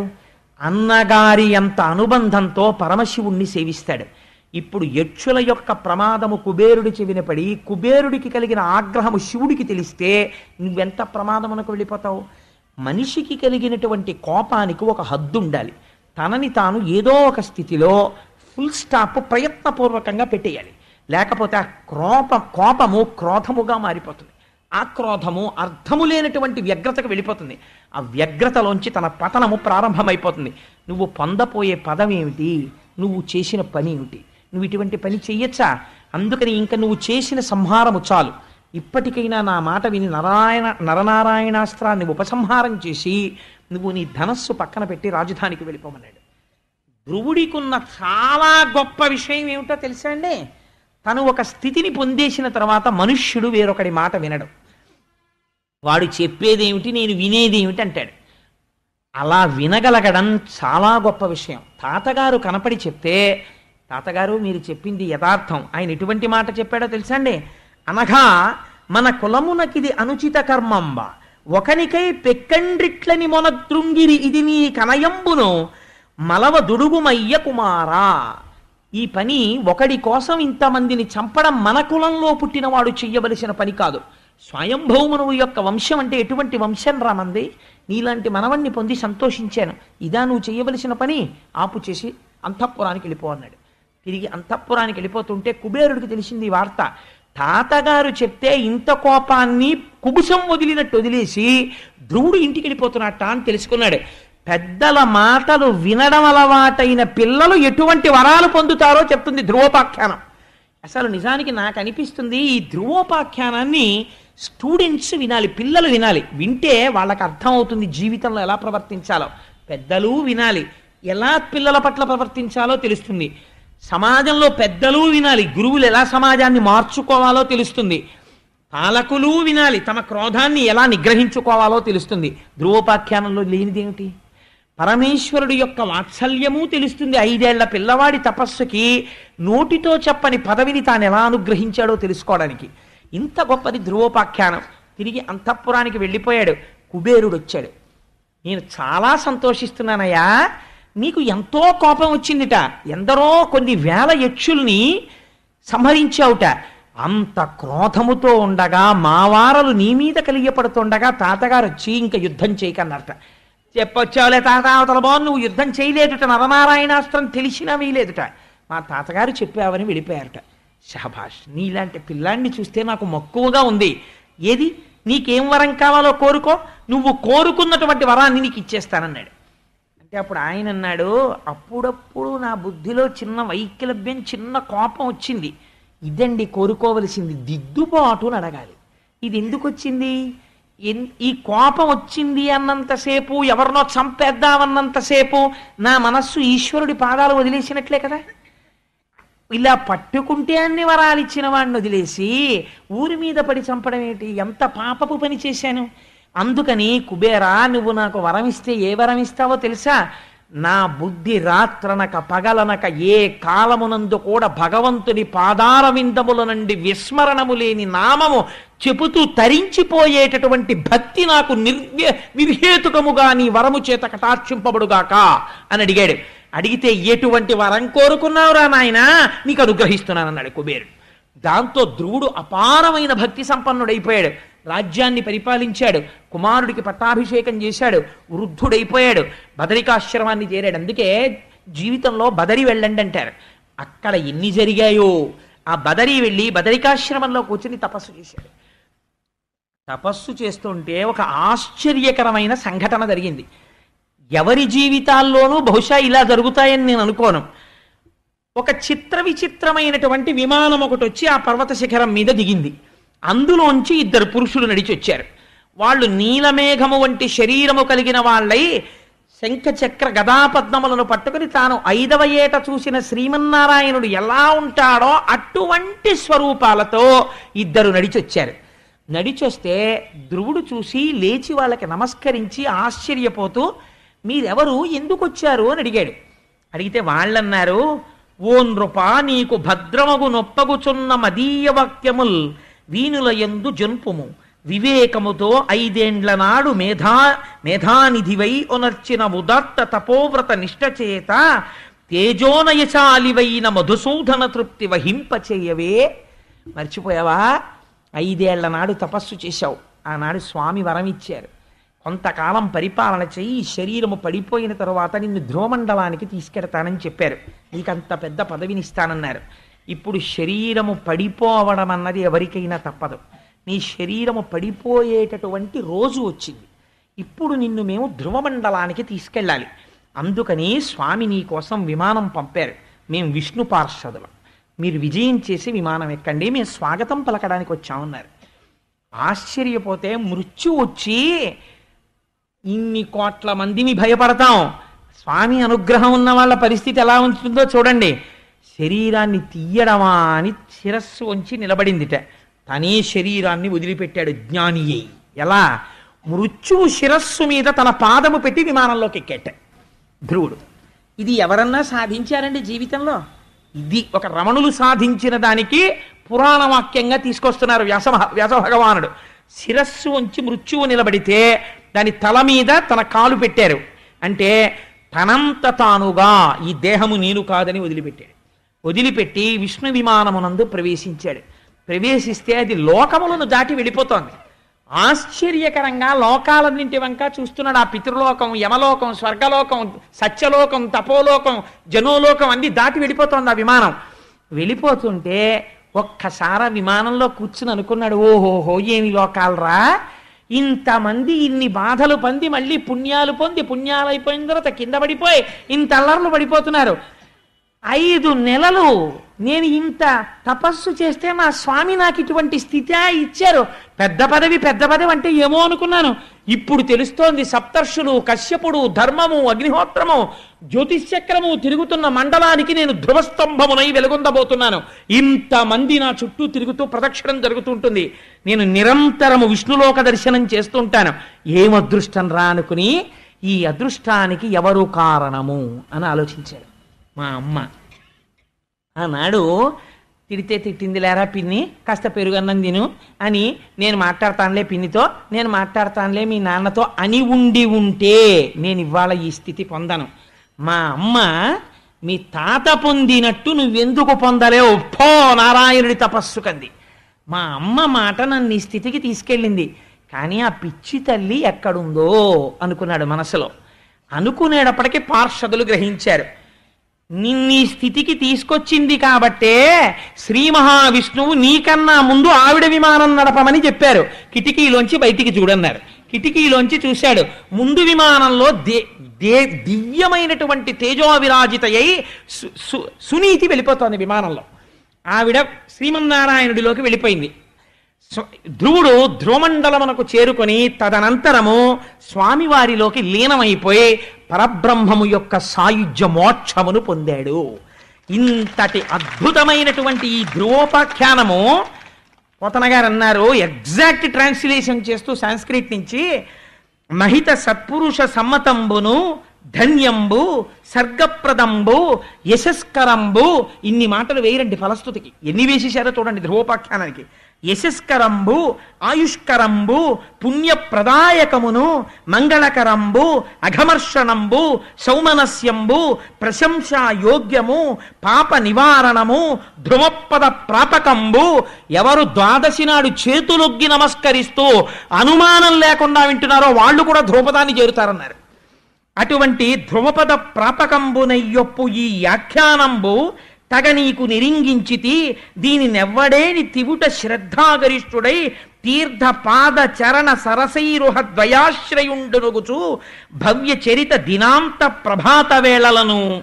ఒక దేవాలయం సమీపంలో కూర్చుని దిన ప్రారంభమునందు కానీ అసుర సంధ్య వేళ ఎందు కానీ ఈ ధ్రువోపాఖ్యాన్ని చెప్పడం ప్రారంభం చేస్తే చేతులొగ్గి నమస్కరిస్తూ అనుమానం లేకుండా పరమ భక్తితో ఎవరు వింటున్నారో, విశేషించి సినీవాలి అంటే అమావాస్య నాడు కానీ పూర్ణిమలందు పౌర్ణమి నాడు విన్నా, మరియు ద్వాదశి తిథి ఉన్నప్పుడు విన్నా. ఇవాళ ఉంది ద్వాదశి, భీష్మేకాదశి పక్క ద్వాదశిని పద్మబాంధవ వసరమున ఒక భానువారం నాడు అలా విన్నా, శ్రవణ నక్షత్రం ఉండగా విన్నా, దినక్షయమునందు, దినక్షయం అంటే తిథితో ప్రారంభమై తిథితో అంతం అవ్వాలి రోజు, దినక్షయమునందు బరగ సంక్రమణ వ్యతీపాతలందు సంక్రమణం జరుగుతున్నప్పుడు విన్నా, సబల భక్తిని వినునట్టి సజ్జనునకును ఎవరైతే అలా పరమ భక్తితో దీన్ని వింటున్నారో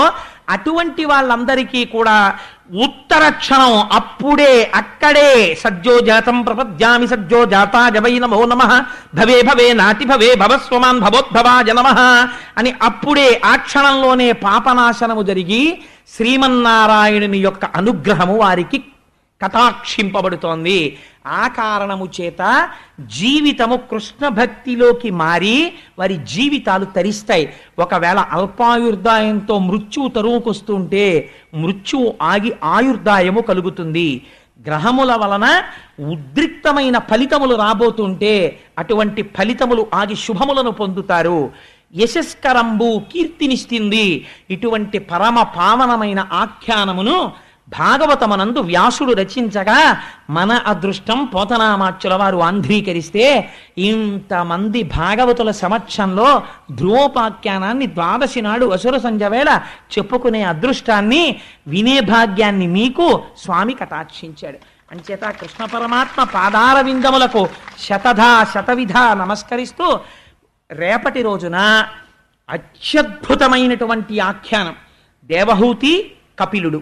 రేపు దేవహూతితో కపిలుడు మాట్లాడతాడు. ఆ కపిల గీతకి సంబంధించినటువంటి విషయాల్ని రేపటి రోజున వివరించేటటువంటి వాక్శక్తిని కృష్ణ పరమాత్మ నిర్హేతుకముగా నాకు కటాక్షించుగాక అని స్వామి పాదములు పట్టి ప్రార్థన చేస్తూ మనం ఒక్కసారి ఆ పరాత్పరుడి నామం పలికి బయలుదేద్దాం. వసుదేవసుతం దేవం కంసచాణూరమర్దనం దేవకీ పరమానందం కృష్ణం వందే జగద్గురుం అతసీ పుష్ప సంకాశం హారనూపురశోభితం రత్నకంకణకేయూరం